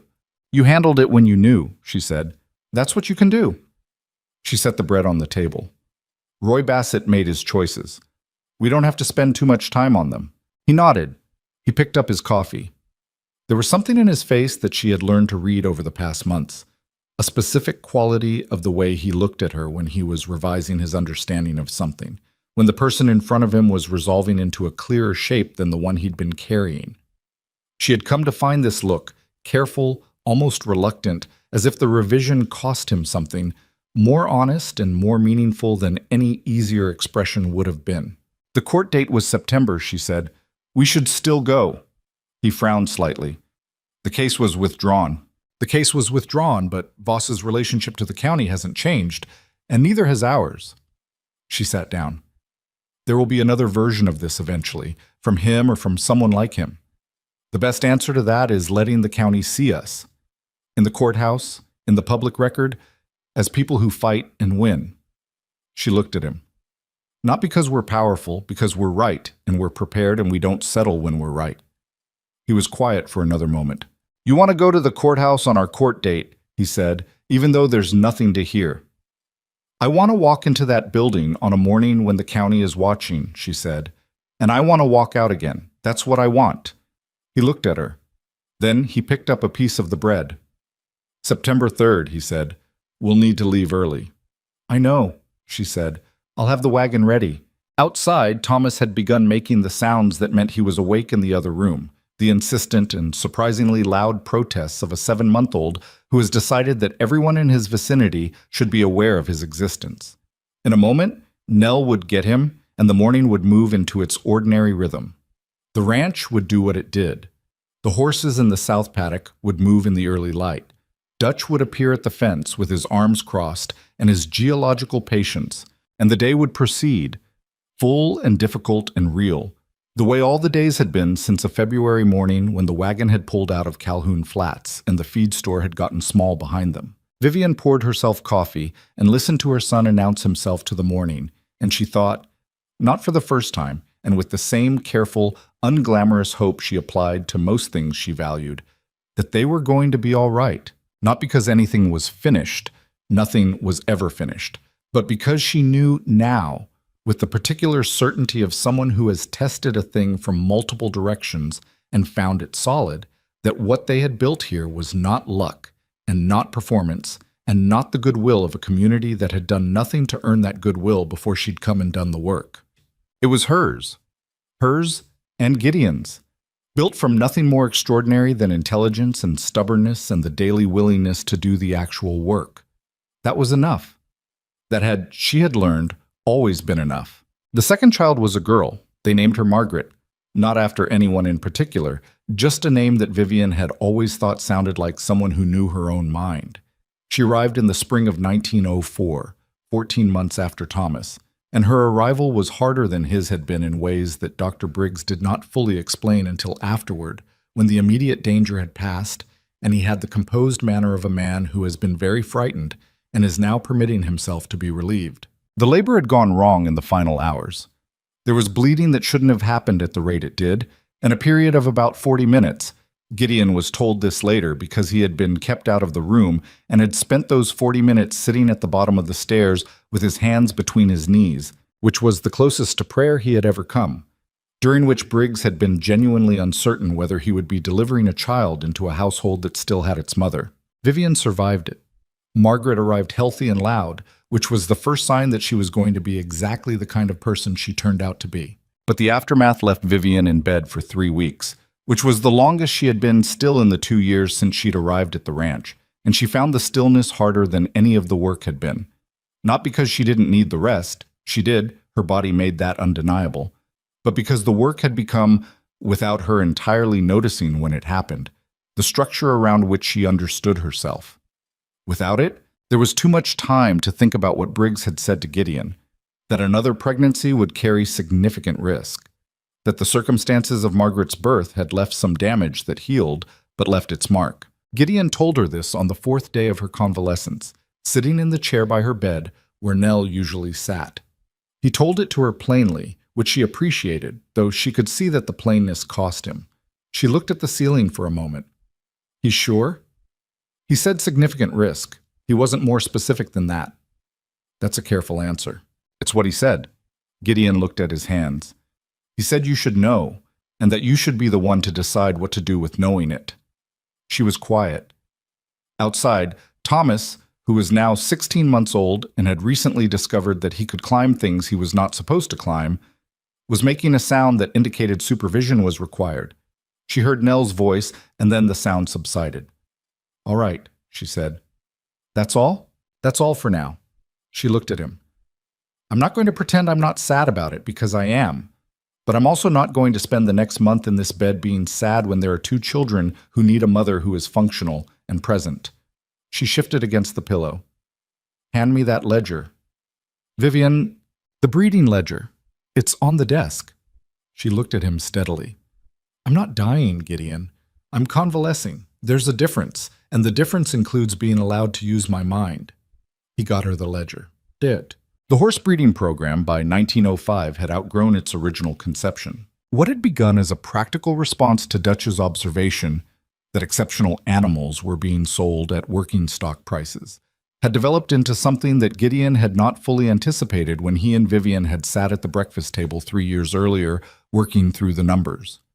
The Hartwell line, as it had come to be known in regional livestock circles, had a reputation that traveled faster than either of them had planned for. Cato's offspring were turning up in operations across Nebraska, Kansas, and Colorado, and the quality was consistent enough that buyers were coming to the ranch rather than waiting for the ranch to come to them. By the middle of 1905, they had expanded the breeding program to include 4 stallions and a broodmare herd of 16, and Vivian had built a documentation system for the bloodlines that was detailed enough to be genuinely useful to serious buyers, not just the standard records of parentage and birth dates, but temperament notes, working assessments, training observations. She had started doing this because she thought it was the right way to represent what they were selling, and she had been right. Buyers who came looking for a horse left with a document that told them exactly what they'd bought and why, and they came back because of it. The record system also served a second purpose, which she hadn't initially planned for. It was a history, not a sentimental one. She had no patience for sentimentality about livestock, but a genuine account of what the Hartwell operation had built, animal by animal, decision by decision, over the years. She found herself occasionally reading back through the early entries from 1903 and 1904, when they'd had 6 broodmares and 1 stallion and were figuring out the pricing as they went. And there was something in the reading of it, not nostalgia exactly, but the specific satisfaction of being able to trace the distance between where a thing started and where it arrived. Gideon managed the horses and the cattle and the land with the same focused intensity he'd always brought to the operation, but there was a quality to his work in these years that was different from what Dutch described of the earlier decades, a loosening, barely perceptible, in the way he operated. He was still demanding. He still expected things to be done correctly and said so when they weren't, but he had stopped being, in the way Dutch had once characterized it, a man running his own operation on fear. He had started being, instead, something closer to a man who expected good work because he was doing good work himself and expected the same from people he respected. Dutch noticed it. He said so to Vivian one morning in the spring of 1905, with the economy of a man who does not distribute observations casually. "He's different," Dutch said. They were standing at the paddock fence watching two of the yearlings work the near field, and Dutch had the relaxed attention of a man in his element, and he said it without looking at her, as if the paddock were the audience and she was incidental. "Different how?" she said. "Quieter. Not less. I don't mean quieter about his opinions. Quieter inside somehow." He watched the yearlings. Like a man who has stopped waiting for the worst thing to happen. She thought about that. "Is that new?" "It's newer than you are," Dutch said, which was as close to a direct compliment as he had ever come in her presence, and she understood it as such and let it stand. Thomas, by the time he was 5, was following Gideon everywhere that Gideon would permit him to follow, and frequently into places he hadn't permitted. He was a serious child, not solemn because he had too much energy and too much curiosity for solemnity, but serious in the sense that he attended to things with a focus that was striking in someone so young. He watched the horses with the same quality of attention that Gideon brought to them, which was something Gideon noticed without commenting on directly, though Vivian saw him noticing. Margaret was entirely different, which pleased Vivian in a way she hadn't anticipated. Where Thomas was focused, Margaret was restless, moving from one thing to the next with a speed that was difficult to track, full of questions that didn't always want answers so much as more questions. She got into Vivian's account ledgers at 3 years old and made marks in them with a pencil stub she'd found somewhere. And when Vivian found her, she explained with considerable confidence that she was fixing the numbers. "They were wrong," Margaret said, looking up from the ledger with the expression of someone who has done a service and expects acknowledgement. "Those numbers represent real money," Vivian said. "I know, I made them bigger." Vivian looked at the page. The child had drawn large circles around several figures.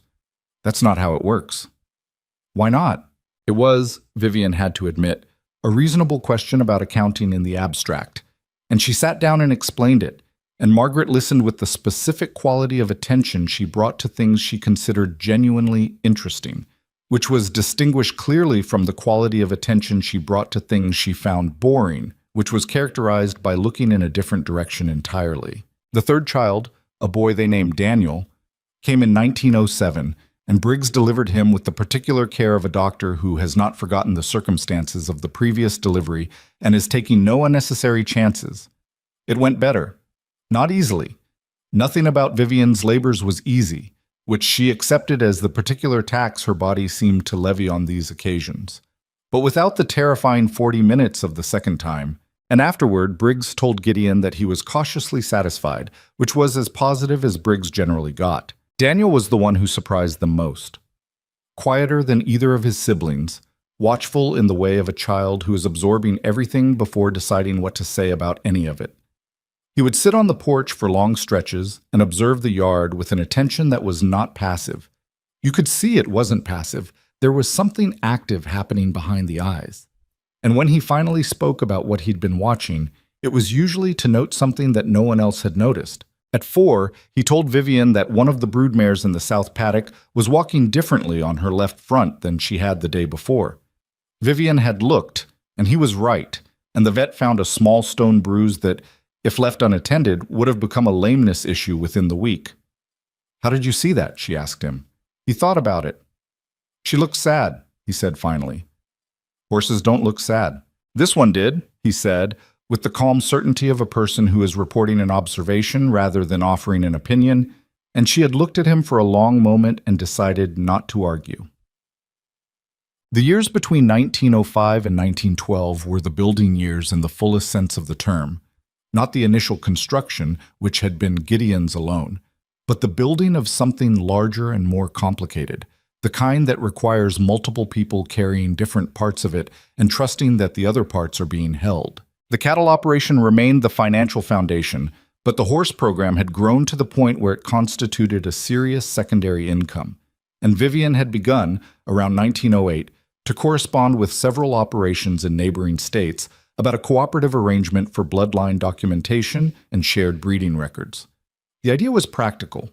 A shared record system would allow buyers to make better informed decisions, which was good for everyone who was selling honest animals. And it was also forward-looking in a way that the purely individual operation wasn't. She saw that the future of quality livestock breeding would require information infrastructure, and she was building some of it. Gideon's initial reaction to the cooperative idea was skepticism. "We share our records with competing breeders," he said. "And then what? We help them sell horses?" "We help establish the Hartwell name as the standard that the records are built around," she said, "because the documentation system is ours, and everyone using it is using our framework." She pushed the draft proposal across the table. "Read it before you decide." He read it. He came back 2 days later and said, "Change the section about record access.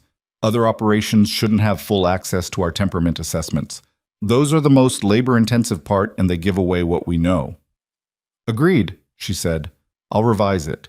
The cooperative agreement, signed by 7 operations across Nebraska and Kansas by 1910, was a modest thing by most measures, but a significant one in its specific world. It created a shared standard for documentation that improved the quality of buying decisions across the region and positioned the Hartwell line, as Vivian had intended, as the model that others were aligning to. She did not do any of this alone, and she didn't pretend to. Gideon's knowledge of the animals was irreplaceable. Dutch's operational experience was the backbone of the day-to-day management. A young woman named Clara Vance, no relation, again, just the name, who arrived in 1908 seeking work and turned out to have a gift for the correspondence work that Vivian's cooperative project required, became essential in ways that Vivian acknowledged directly and compensated accordingly, because she had strong feelings about acknowledging work and compensating it, and had learned early that the failure to do so was both unjust and practically stupid. But she was the one who had seen the shape of what was possible and had pressed toward it, and she knew that. And she did not minimize it to herself, even when it would have been easier or more comfortable to frame it as something that had just happened rather than something she had built. Thomas, at 10, decided he wanted to run the ranch. He announced this at the dinner table on a Wednesday evening with the composure of someone delivering a business proposal, and Gideon looked at him with an expression that contained multiple things at once: amusement and something careful underneath it, and something else that took Vivian a moment to identify as recognition. "That's the plan, is it?" Gideon said. "The horse program will need someone who understands the bloodlines," Thomas said. "I've been reading the records." "You've been reading the breeding records," Vivian said, "since last spring. You left them on the desk." "I leave things on the desk because they need to be returned to the shelf, not read. They were interesting." He said this without apology, which was a quality she'd given him and occasionally found inconvenient. "The Cato line is the strongest, but it's also getting narrow. If we keep breeding within it, we'll start getting conformational problems in the next generation." Gideon set down his fork. "Where did you read that?" "I didn't. I worked it out." Thomas said it with the matter-of-fact quality of someone reporting a calculation rather than showing off. The same bloodline contributing both sides of a cross produces predictable traits, but also predictable weaknesses. We need new blood from outside. There was a silence at the table. Margaret, who was 8 and found most dinner conversations insufficiently dramatic, was watching with the alert attention she reserved for situations that might become interesting. Daniel, 6, was eating and watching a moth on the ceiling lamp. Gideon looked at Vivian. She looked back at him with the expression she used when she was declining to rescue him from a conversation. "You're 10 years old," Gideon said to Thomas. "I know that," Thomas said patiently. "I'm not saying I should run it now. I'm saying I want to understand it well enough to run it later." "And the cattle?" "The cattle are steady income, but not the future." He said it with a certainty that was either precocious insight or 10-year-old overconfidence. And the difficult thing was that it was hard to tell which. The future is the breeding program. The market for quality horses is going to grow as the automobile grows, because people who can afford good horses are the same people who don't need a horse to get somewhere. The silence at the table was different now. "Where did you get that idea?" Vivian asked. "I heard you tell Mrs. Vance that 3 months ago," he said. "You were talking about the next decade of the cooperative." She had said that. She looked at her son for a moment. "You were listening." "I was in the next room." "Next time," she said, "come into the room." Margaret said loudly, "Can I be a doctor?" Everyone looked at her. "A what?" Gideon said. "A doctor. Like Dr. Briggs, but better." She said the last part with the casual confidence of someone who considers improvement over the existing standard obvious and desirable. He didn't know what was wrong with Mrs. Alderman's knee last winter, and I could tell from the way she walked. It's the same as how Daniel knew about the horse. Dutch's wife, Ellen Alderman, had in fact had a persistent knee problem that Briggs had diagnosed as general inflammation. Her knee had resolved, eventually, when someone had identified that she was compensating for an unevenness in her left boot sole that had developed over years. This was not something Briggs had discovered. It was something that Dutch's 12-year-old granddaughter had pointed out, which was, Margaret apparently knew, not the same as Margaret having pointed it out, but was apparently still informative. "Women don't become doctors," Gideon said. Not dismissively. He said it as a fact of the world as he understood it. "Some do," Vivian said. She looked at Margaret. "It's very difficult." "Difficult is different from impossible," Margaret said, which was something Vivian had said to her once and had apparently been retained with perfect fidelity. Daniel, without looking up from his plate, said, "I want to be fair." "Fair?" Gideon said. "I want things to be fair." He looked up briefly and then back at his food. "On the ranch, between people. I don't know what that's called." Vivian looked at her youngest for a moment. He was 6, compact and observant, with the patience of someone who understood that things moved at their own pace and that waiting was not the same as passivity. "A just person," she said. "That's what it's called." He nodded as if this was satisfactory and went back to eating. Done. Dutch retired in the spring of 1911, which he did not announce so much as simply declare, arriving at the breakfast table one morning and informing Gideon that he was done at the end of the month, and that he recommended a man named Carter Webb, who had been working the northern section for 3 years and was, in Dutch's assessment, the best available option. The retirement announcement lasted approximately 4 minutes, and was entirely characteristic of Dutch in its economy and its presumption that his conclusion on the matter of Carter Webb was the relevant one. Gideon accepted both the retirement and the recommendation without visible emotion, which was how he processed most things that mattered to him. That evening, after supper, Vivian found him on the front porch looking at the dark land with the specific quality of stillness he brought to thoughts he wasn't ready to voice yet. She sat beside him. 19 years, he said after a while. Yes. He was here before the second house was built. Before Clara. He paused. He's the only person who knew this place the way it was before any of it was...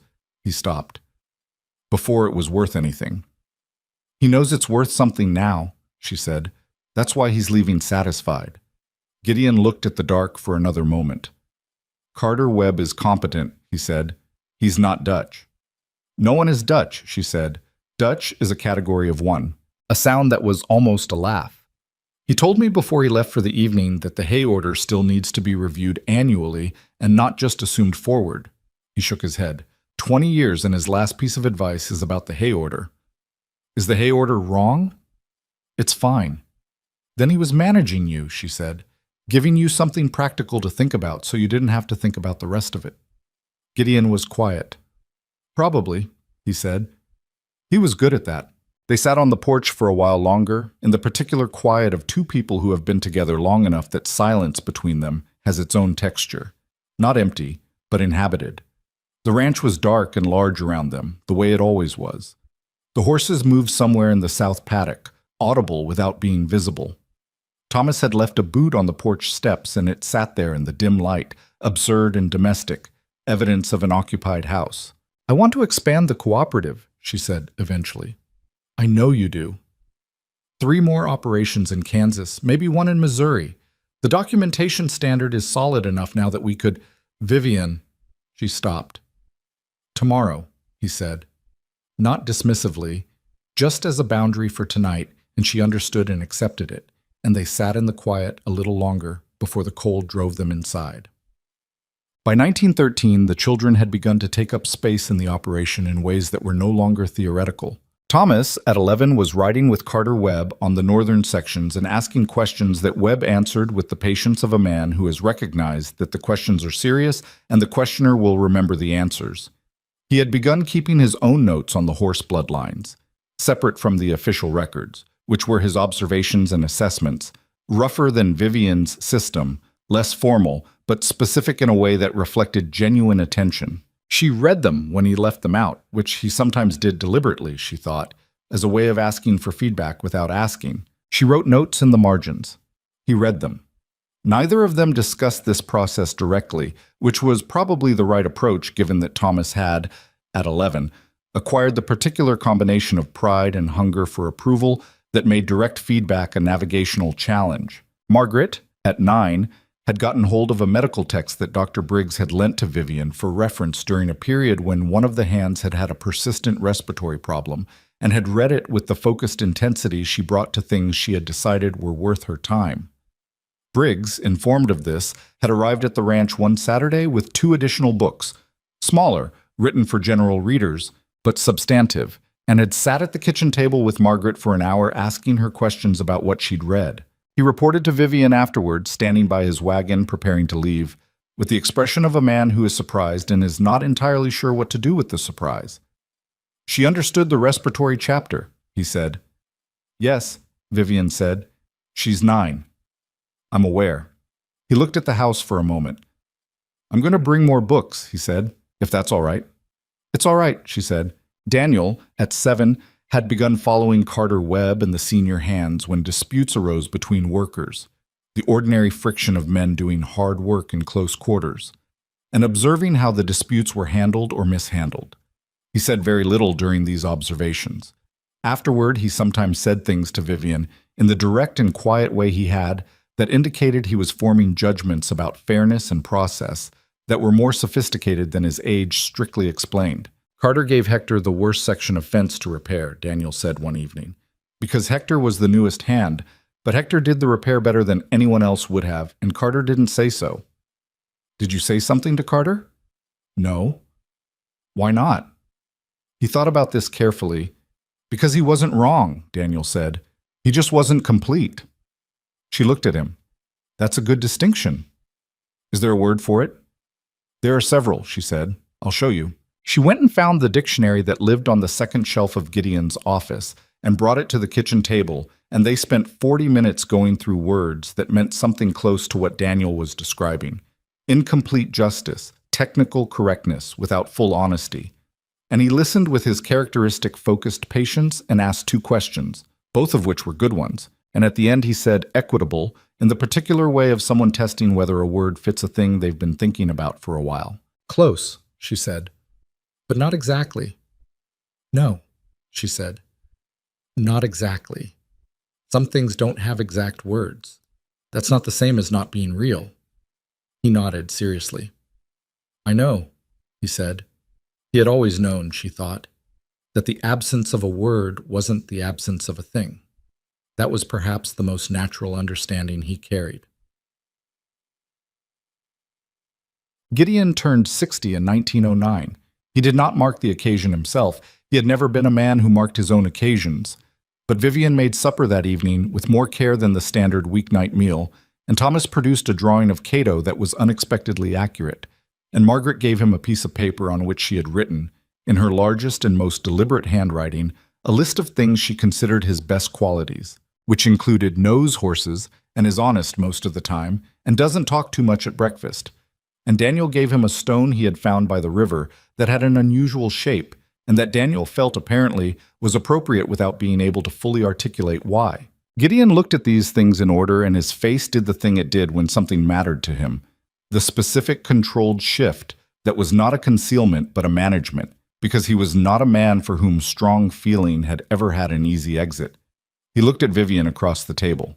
"Thank you," he said. He meant all of it. The supper, the children, the decade that had assembled itself around him without his quite seeing it happen. The whole accumulated fact of a life that had turned out to be larger and fuller than the one he'd been living when he'd sat in the back row of a feed store with his hands in his pockets and done a calculation about what he needed. She looked back at him and said, "You're welcome." Just that.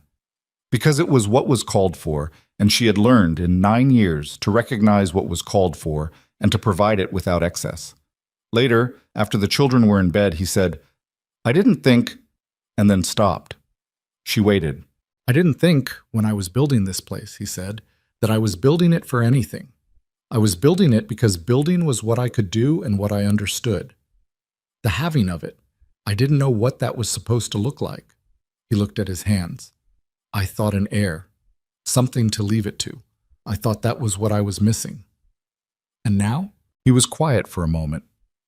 Now I think what I was missing was people to build it with, rather than something to build it for. He stopped again. I'm not saying it the right way. You're saying it fine, she said. It's different. Building for something it keeps you at a distance from the thing.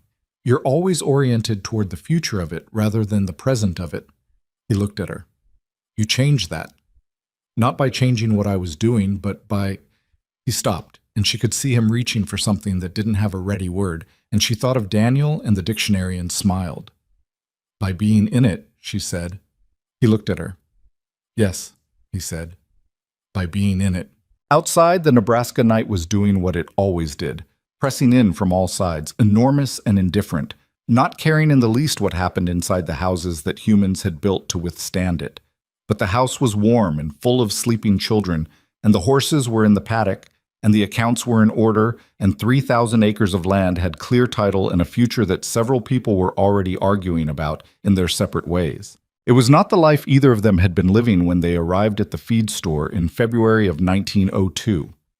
It was not what Gideon had imagined when he sat in that back row and did his calculation. It was not what Vivian had been hoping for when she stood on the platform and looked at a fixed point above the heads of the assembled men and refused to look at the floor.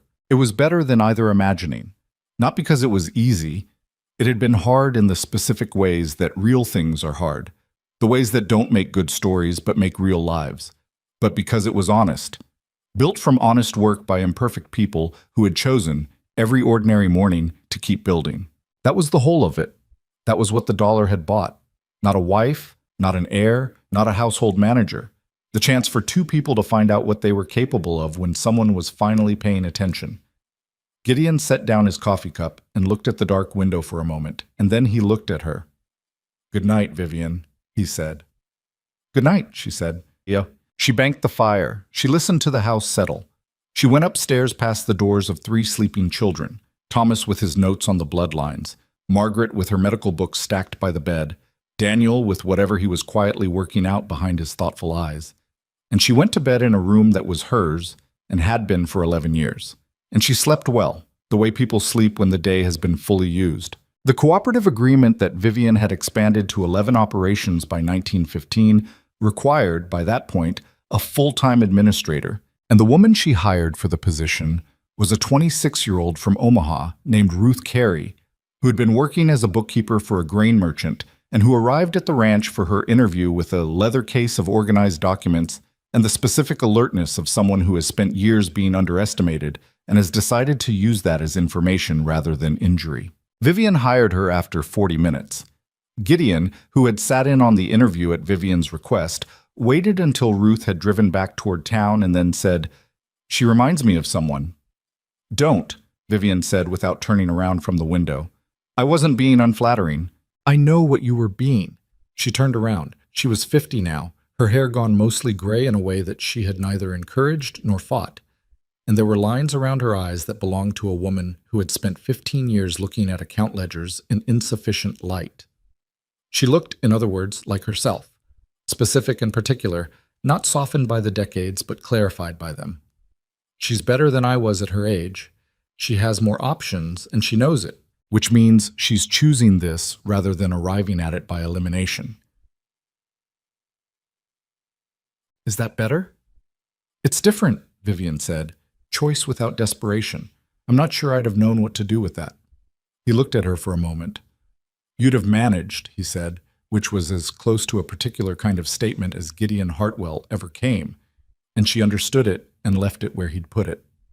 Thomas took over the management of the northern sections in 1916 when he was 14, which was young by any reasonable measure, and which Carter Webb endorsed with the specific confidence of a man who has been watching someone develop for years and knows the difference between readiness and ambition.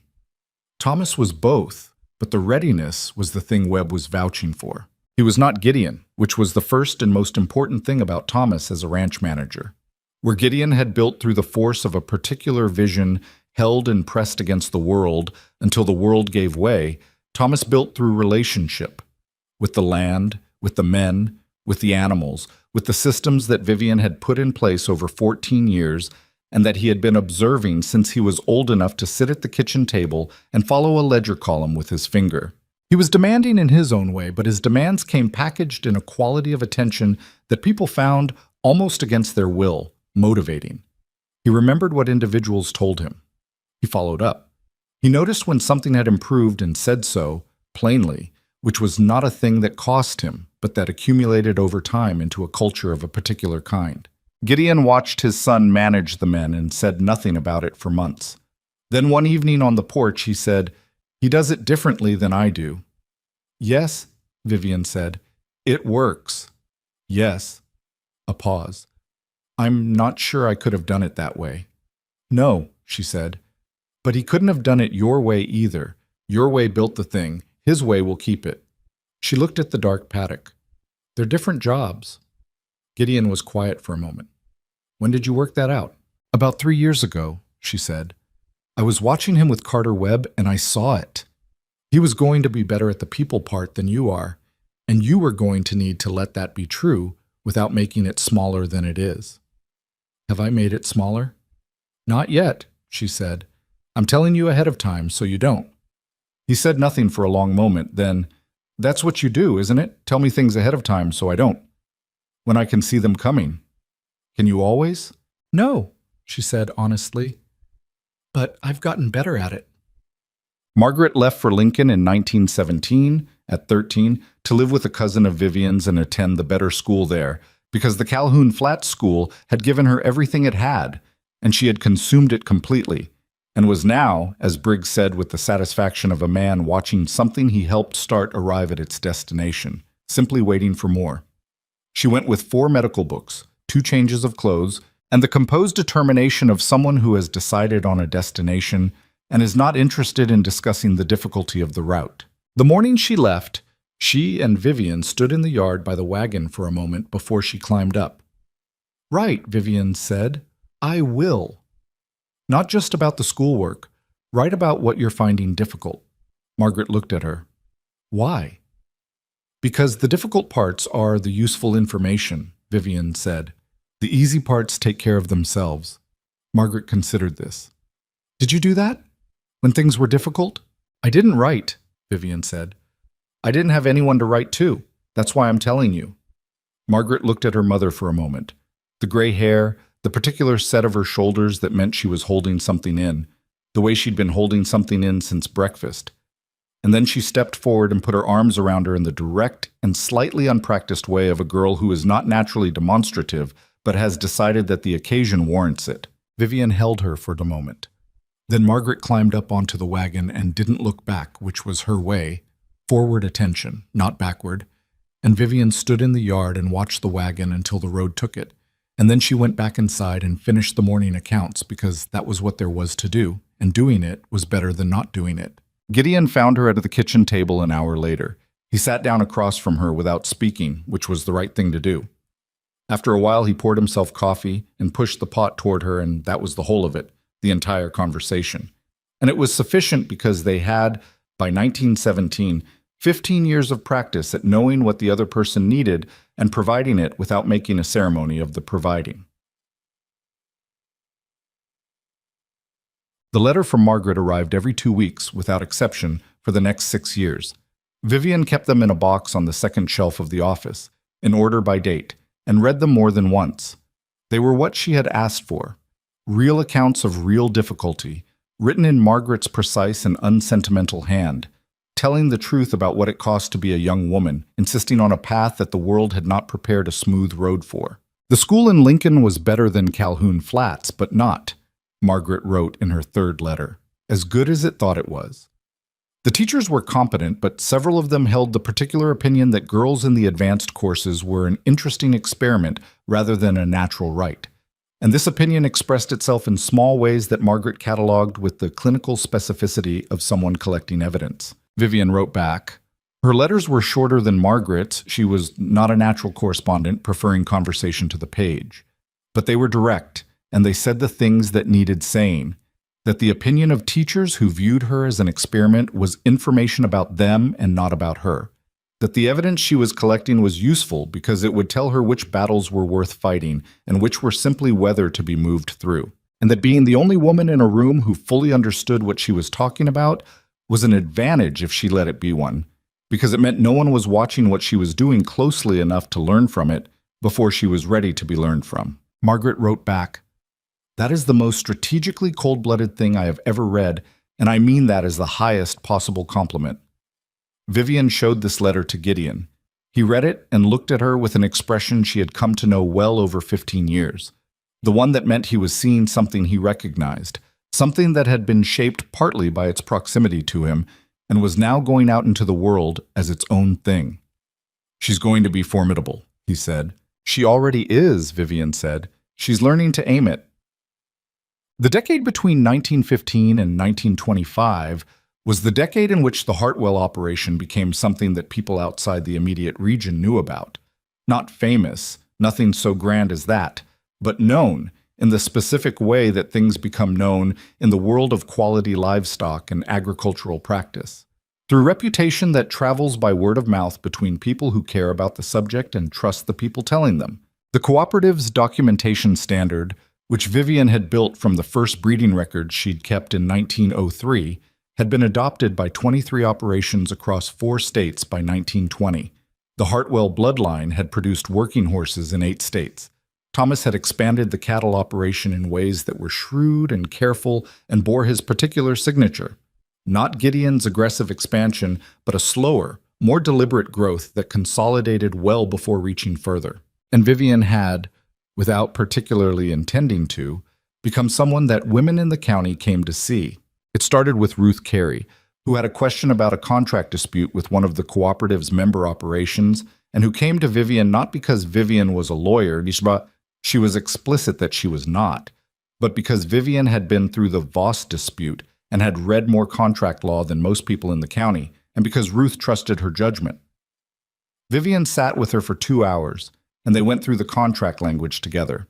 And Vivian told her what she saw and what she'd do about it, and Ruth did it, and the dispute resolved in the cooperative's favor. After that, other women came. Not in a stream. There was no dramatic moment of recognition, no public announcement. But steadily, 1 or 2 a month, women who had a situation they needed to think through, and who had heard from someone who had heard from someone that Vivian Hartwell would look at a problem clearly and tell you what she actually thought rather than what was comfortable to say. She was not always right. She said so when she thought she might not be. She sent people to Thaddeus Cray when the situation required a lawyer, and to Briggs when it required a doctor, and to their own better judgment when she thought that was the resource they were undervaluing. She did not set herself up as an authority on anything except what she had actually learned through experience, and that limitation was, counterintuitively, what made people trust her. A woman named Florence Hapscomb came in the spring of 1919 with a situation that was not unlike Vivian's own from 17 years earlier. A widow with limited options, looking at a set of choices that were all constrained and trying to identify the least bad one. She was younger than Vivian had been at the exchange, 28, with 2 children and a farm that had more debt than land, and a brother-in-law who was making it clear that he considered himself the natural next manager of both the farm and her situation. Vivian listened to her for an hour. Then she said, "What do you actually want? Not what you think you can have. What do you want?" Florence looked at her. "I want to keep the farm. Can you run it?" "I think so. I've been running it since my husband got sick 2 years ago." "Then the question isn't whether you can run it. The question is the debt." Vivian turned to the ledger she'd pulled out. "Tell me the numbers." Florence told her the numbers. Vivian listened and made notes and asked questions, and at the end she said, "The debt is manageable if the timeline is restructured. The bank you're dealing with, do they know you've been running the operation for 2 years?" "I don't think they've thought about it." "Then they need to," Vivian said, "because a bank that is deciding whether to extend patience to a debtor should know whether that debtor has demonstrated operational competence, and you have. That's not a small thing." She paused. "I'll write you a letter. Not vouching for your character. I don't know you well enough for that to mean anything, but documenting what I know about your operational situation from what you've told me in a form that the bank can use when making their assessment." Florence looked at her. "Why would you do that?" Vivian looked back at her. "Because someone should have done it for me," she said simply, without drama. "And because you asked the right question, which was the honest one." The bank extended Florence Hapscom's repayment timeline. She kept the farm. Her brother-in-law lost interest in managing her situation when the situation turned out to be more competently managed than he'd assumed. Vivian heard this secondhand from Ruth and filed it away with the same matter-of-fact quality she brought to most things, not as a victory to be celebrated, but as a result to be noted and continued. Gideon's health began to change in 1922, in the gradual and initially deniable way that health changes in a man in his mid-60s who has spent 40 years doing physical work in a climate that is not kind. It was not dramatic. He was not the kind of man who permitted dramatic illness. He would have considered it a form of personal failure, which was not a reasonable position, but was entirely characteristic of him. What happened instead was a slow reduction in the radius of what he could do without it costing him more than it should. Vivian watched this and said nothing about it for months because she knew that saying something would cause him to resist it, and resistance would cost him energy he needed for other things. When she finally said something, she said it sideways, in the way she'd learned to say things to him when the direct approach was going to produce a wall. "Thomas wants to take the spring cattle run this year," she said at breakfast in March of 1922. "All of it. He thinks it's time." Gideon looked at her. "He's managed the northern section for 6 years. "I know. I told him it was his call. I wanted to tell you first." He was quiet for a moment. He knew what she was doing. After 20 years, he always knew what she was doing. And the thing that she had come to understand was that knowing and accepting were not always the same, but that he did both, which was the mark of a man who had learned something. "All right," he said. "You could go along and not manage it," she said. "Just go." He looked at her. "Just go." "Watch," she said. There's value in watching what you've built." He went. He came back 3 weeks later looking tired in a way that was different from the tiredness of work. The tiredness of a man who has spent 3 weeks watching what he built being run well by someone else, and has been doing in the long, quiet hours of a cattle drive the accounting that this requires. He sat on the porch the evening he came back, and Vivian brought him coffee and sat beside him, and neither of them said anything about what the trip had meant, because it didn't need to be said. "He does it differently," Gideon said after a while. "Yes, it works. You said that before, about the men. I'm saying it again about the cattle." A pause. "He's better at it than I was." She looked at him. This was not something Gideon Hartwell said easily. It was not the kind of statement that cost nothing. "He had a better teacher," she said. "He had you," Gideon said. "He had both of us," she said, "and he built the rest himself. That's how it's supposed to work." Margaret came home in 1923, at 19, not permanently. She was enrolled in a pre-medical program in Lincoln that she was going to finish. She was very clear about that. But for the summer, and she came home different in the way that young people come home from the first real encounter with the world outside the place that shaped them. Not unrecognizable, but resolved into a sharper version of the person they'd been becoming. She spent the summer reading, arguing with Briggs about the respiratory chapter of a book he'd given her 7 years ago that she now had detailed objections to, helping Vivian with the cooperative correspondence, and sitting with Gideon on the porch in the evenings in a way that was new, the two of them talking, actually talking, in the specific manner of people who have stopped relating to each other through the intermediate language of household routine and have started speaking directly. Vivian watched this from the kitchen window sometimes, the two of them on the porch in the long summer evenings, her husband, 64 and slower than he'd been, and her daughter, 19 and going somewhere nobody in Calhoun Flats County could fully follow her. And she thought about the distance between the feed store in 1902 and this porch in 1923, and the distance was not a thing she could fully hold in her mind at once, because it was too large and too full of specific days and specific choices and specific conversations that had each seemed ordinary at the time, but had accumulated into something that was not ordinary at all. One evening she heard Margaret say to Gideon, "Were you afraid when you made the offer at the auction?" A pause. "Of what?" "Of being wrong. Of her being Not what you needed. Yes, Gideon said. I was afraid of that. But you did it anyway. I was more afraid of the alternative, he said, which was going home with nothing and continuing the way it had been going. Margaret was quiet for a moment. Is that what courage is? Being more afraid of not trying than of trying wrong. Vivian stopped washing the dish in her hands and stood at the window and listened. Gideon was quiet for a long moment. I think that's one kind, he said. Your mother would tell you it's the practical kind. She'd say there's a more foolish kind where you're not afraid enough. Which kind did she have? At the auction? Another pause. Ask her, he said. She'll give you a better answer than I will. Margaret came inside.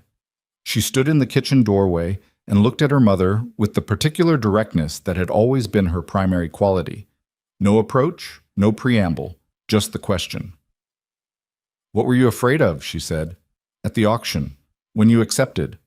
Vivian set down the dish. She thought about it honestly, the way she'd always tried to think about honest questions. I was afraid he was like the others, she said, that the difference was in the presentation and not in the man. And when did you know he wasn't? I didn't know. Not for a long time. She turned around and looked at her daughter. You don't know. You watch and you assess and you make the best call you can with the information you have, and then you stay alert and you adjust when you learn more. She paused. Anyone who tells you they knew from the beginning is editing their memory. Margaret looked at her for a moment. Is that what you tell the women who come here asking for advice? More or less. Do they listen? Some of them, Vivian said. The ones who aren't looking for permission to do what they've already decided. The ones who are genuinely asking. She picked up the dish again. Those ones listen. Gideon Hartwell died in the spring of 1928 on a Tuesday morning, which somehow seemed right. Not a Sunday, not a significant date, just a Tuesday, ordinary and unglamorous, which was the kind of day he'd always valued most because those were the ones where the actual work got done. He had been declining since 1925 in the way that could no longer be called deniable, and he had accepted this with the same controlled inward quality he brought to everything that cost him. He had stayed engaged in the operation as long as he was able to, sitting with Thomas in the evenings going over the accounts, walking the south paddock with the deliberate care of a man who knows each step is an expenditure. And when he was no longer able to do that, he had stayed engaged in smaller ways, reading the documentation that Vivian brought him, asking questions about the cooperative, listening to Daniel, 21 now, quiet and precise, describe the labor dispute on the eastern section that he was working to resolve with a combination of practicality and fairness that would have been foreign to the operation 20 years earlier. On the last good day, 3 weeks before the end, he and Vivian sat on the porch in the afternoon sun, which was warm in the particular way of Nebraska spring, tentative, as if the land isn't fully convinced yet that the cold is actually finished. He had a blanket across his legs that he hadn't asked for and that she'd put there anyway, and that he'd accepted without comment, which told her something. I've been thinking, he said, about the dollar. She looked at him. I've been thinking about what I thought I was buying, he said. At the time, what I thought the calculation was. He was looking at the paddock where 2 of Thomas's horses were moving in the afternoon light. I thought I was buying a solution to a problem. I thought I was being practical. You were being practical, she said. I was being practical about the wrong thing, he said. I was thinking about the household. I wasn't thinking about... He stopped. I wasn't thinking that a person could change what you thought was possible. I didn't know that was a thing that could happen. She was quiet for a moment. Neither did I, she said. He turned and looked at her. His face was older, deeply lined, the specific erosion of a man who has spent 69 years meeting weather. And it was the most familiar thing she had ever looked at, which still surprised her sometimes. The fact of that familiarity, how completely it had happened without her noticing the exact moment it did. I want to say something, he said, while I'm still saying things clearly. All right. You were worth more than anyone in that room could see. He said it plainly, not with the emotion that the words might carry in a different kind of story, not dramatically, just as a fact he was stating because it was true and he wanted it stated. Not because of what you did here, though that was more than I had any right to expect. But before that, before the ranch and the breeding program, and the cooperative and all of it. He paused. At the auction, standing on that platform. You were worth more than they could see. Vivian looked at the paddock for a moment, then she looked at him. So were you, she said, sitting in the back row, too proud to bid a reasonable amount. He made the sound that was almost a laugh. Too honest to bid a reasonable amount, he said. There's a difference. There is, she said. It's one of your better qualities. They sat in the spring sun for a while longer, not talking, which was its own kind of talking by now. The long, inhabited silence of two people who have run out of anything they need to prove to each other and have arrived at the place where presence itself is the statement. He died 3 weeks later, early on a Tuesday, with Thomas on one side and Vivian on the other, and the sound of the ranch beginning its morning outside the window. The horses moving in the paddock, the distant voices of the hands, all the ordinary noise of a working day starting up regardless. He would have wanted it that way. She knew that without question. She was 56 when he died, and she lived for 23 more years, which surprised some people and did not surprise anyone who knew her. She ran the cooperative until 1935, when she handed the administrative work to Ruth Carey, who had been running most of it for years anyway, and who accepted the formalization with the composure of someone receiving something that was already true.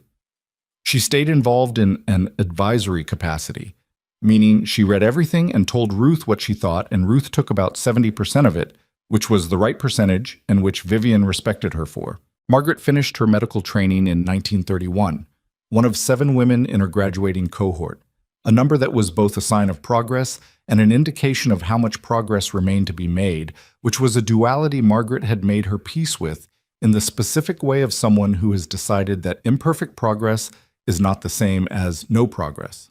She practiced in Lincoln, eventually running the women's and children's clinic there, and she was known for the same quality that Briggs had recognized in her at 9 years old in the kitchen, the willingness to look at what was actually there rather than at what should theoretically be there according to the existing understanding. She came home to the ranch twice a year, every year, without fail.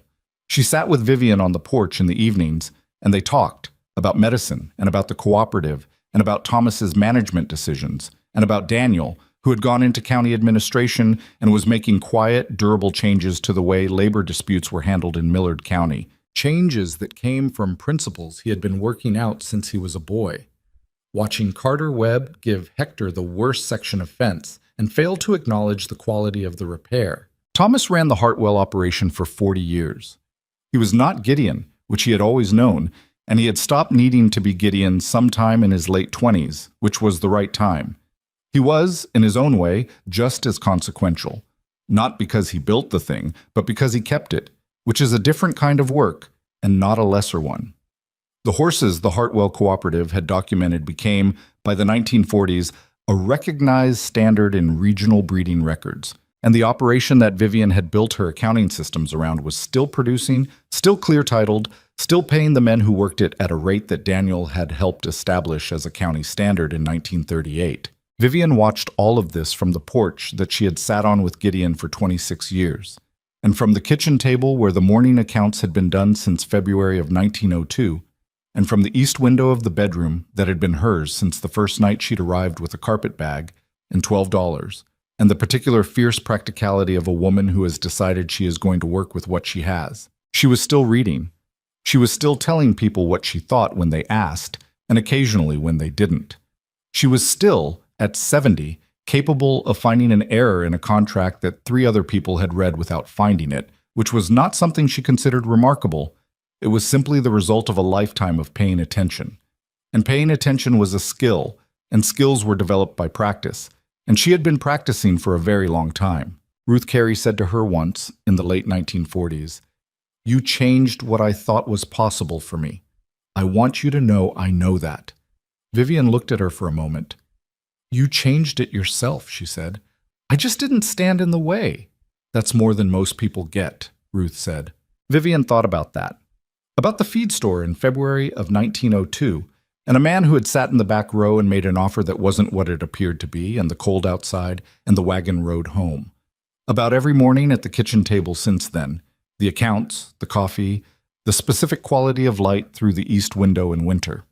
About what it had cost, the whole of it, in the ways that don't appear in any ledger. The fear she'd carried and managed and refused to let govern her. The grief of the things that didn't happen.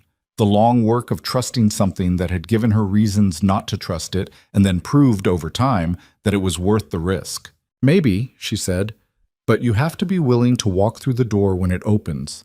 Nobody can do that part for you. She died in 1951, in the same house she had arrived at 49 years earlier. She was 79 years old. Thomas was with her, and Margaret and Daniel, and several grandchildren who had grown up hearing the story of the feed store and the dollar and the wagon ride home, and who had understood, from the way their parents told it, that the story was not a love story in the conventional sense, not a story about romance, but something more durable and more particular than that. It was a story about what happens when two people decide to be honest with each other about what they need and then do the actual work of providing it. About the difference between a transaction and a partnership, which is not a philosophical distinction, but a practical one. You feel it in the operations, in the accounts, in the way the men work, in whether the harvest makes sense at the end of the year. 300 people came to the service, which was held in Calhoun Flats, in the town that had once been the county seat of a particular quality of dismissal toward the woman they were now assembled to honor. Some of them were old enough to remember the auction, or to remember being told about it, and they came with the complicated feeling of people who are reckoning with a community judgment that had been wrong in a way that time had made undeniable. Ruth Carey spoke. Margaret spoke, briefly, in the precise and unsentimental way she had always spoken, saying the true things without embellishment, because her mother would have found embellishment disrespectful. Thomas said nothing formally, but stood at the front of the room with the particular quality of a man holding something very large, very carefully, the way his father had stood in the bedroom doorway in November of 1902, looking at a son he hadn't expected. Daniel sat in the back row. He had chosen it deliberately, the way he chose most things, quietly, without announcing his reasoning. From the back he could see the whole room. He could see his brother and sister at the front. He could see 300 people gathered to say that a life had mattered. He could see, through the window at the side of the hall, the road that ran east out of town toward the ranch that was still running, still producing, still clear-titled and operational after half a century. He sat with his hands in his lap, and he thought about what his mother had told him when he was 7 years old and trying to find the right word for the thing Carter Webb had failed to do, the thing that was correct but not complete. She had said, "Some things don't have exact words. That's not the same as not being real." He had spent his adult life working in that space, the space between what the law said and what was fair, between what was technically correct and what was actually right. It was slow work and imperfect work and frequently frustrating work, and he had done it because she had taught him, by example rather than instruction, that the absence of a clear path was not a reason not to walk in the right direction. He thought about the dollar. He had seen it, the actual coin, once, when he was about 8 years old and had found it in a small wooden box in the top drawer of his mother's desk.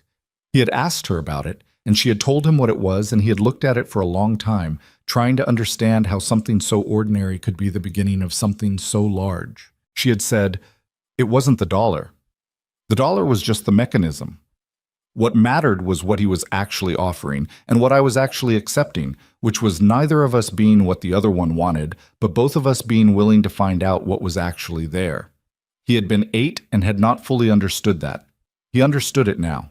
The real investment had never been the coin.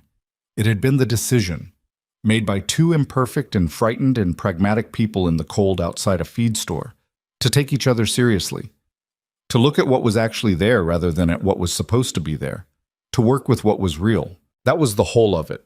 Not a grand gesture, not a rescue, just 2 people paying honest attention to each other, and everything that was built from that, and the 300 people in this room, and the ranch still running 22 miles east, and a daughter who had become a doctor, and a son who ran one of the most respected breeding operations in the region, and another son sitting in the back row of a hall in Calhoun Flats, having spent 20 years making things slightly more fair in a county that needed it. That was what a dollar had bought.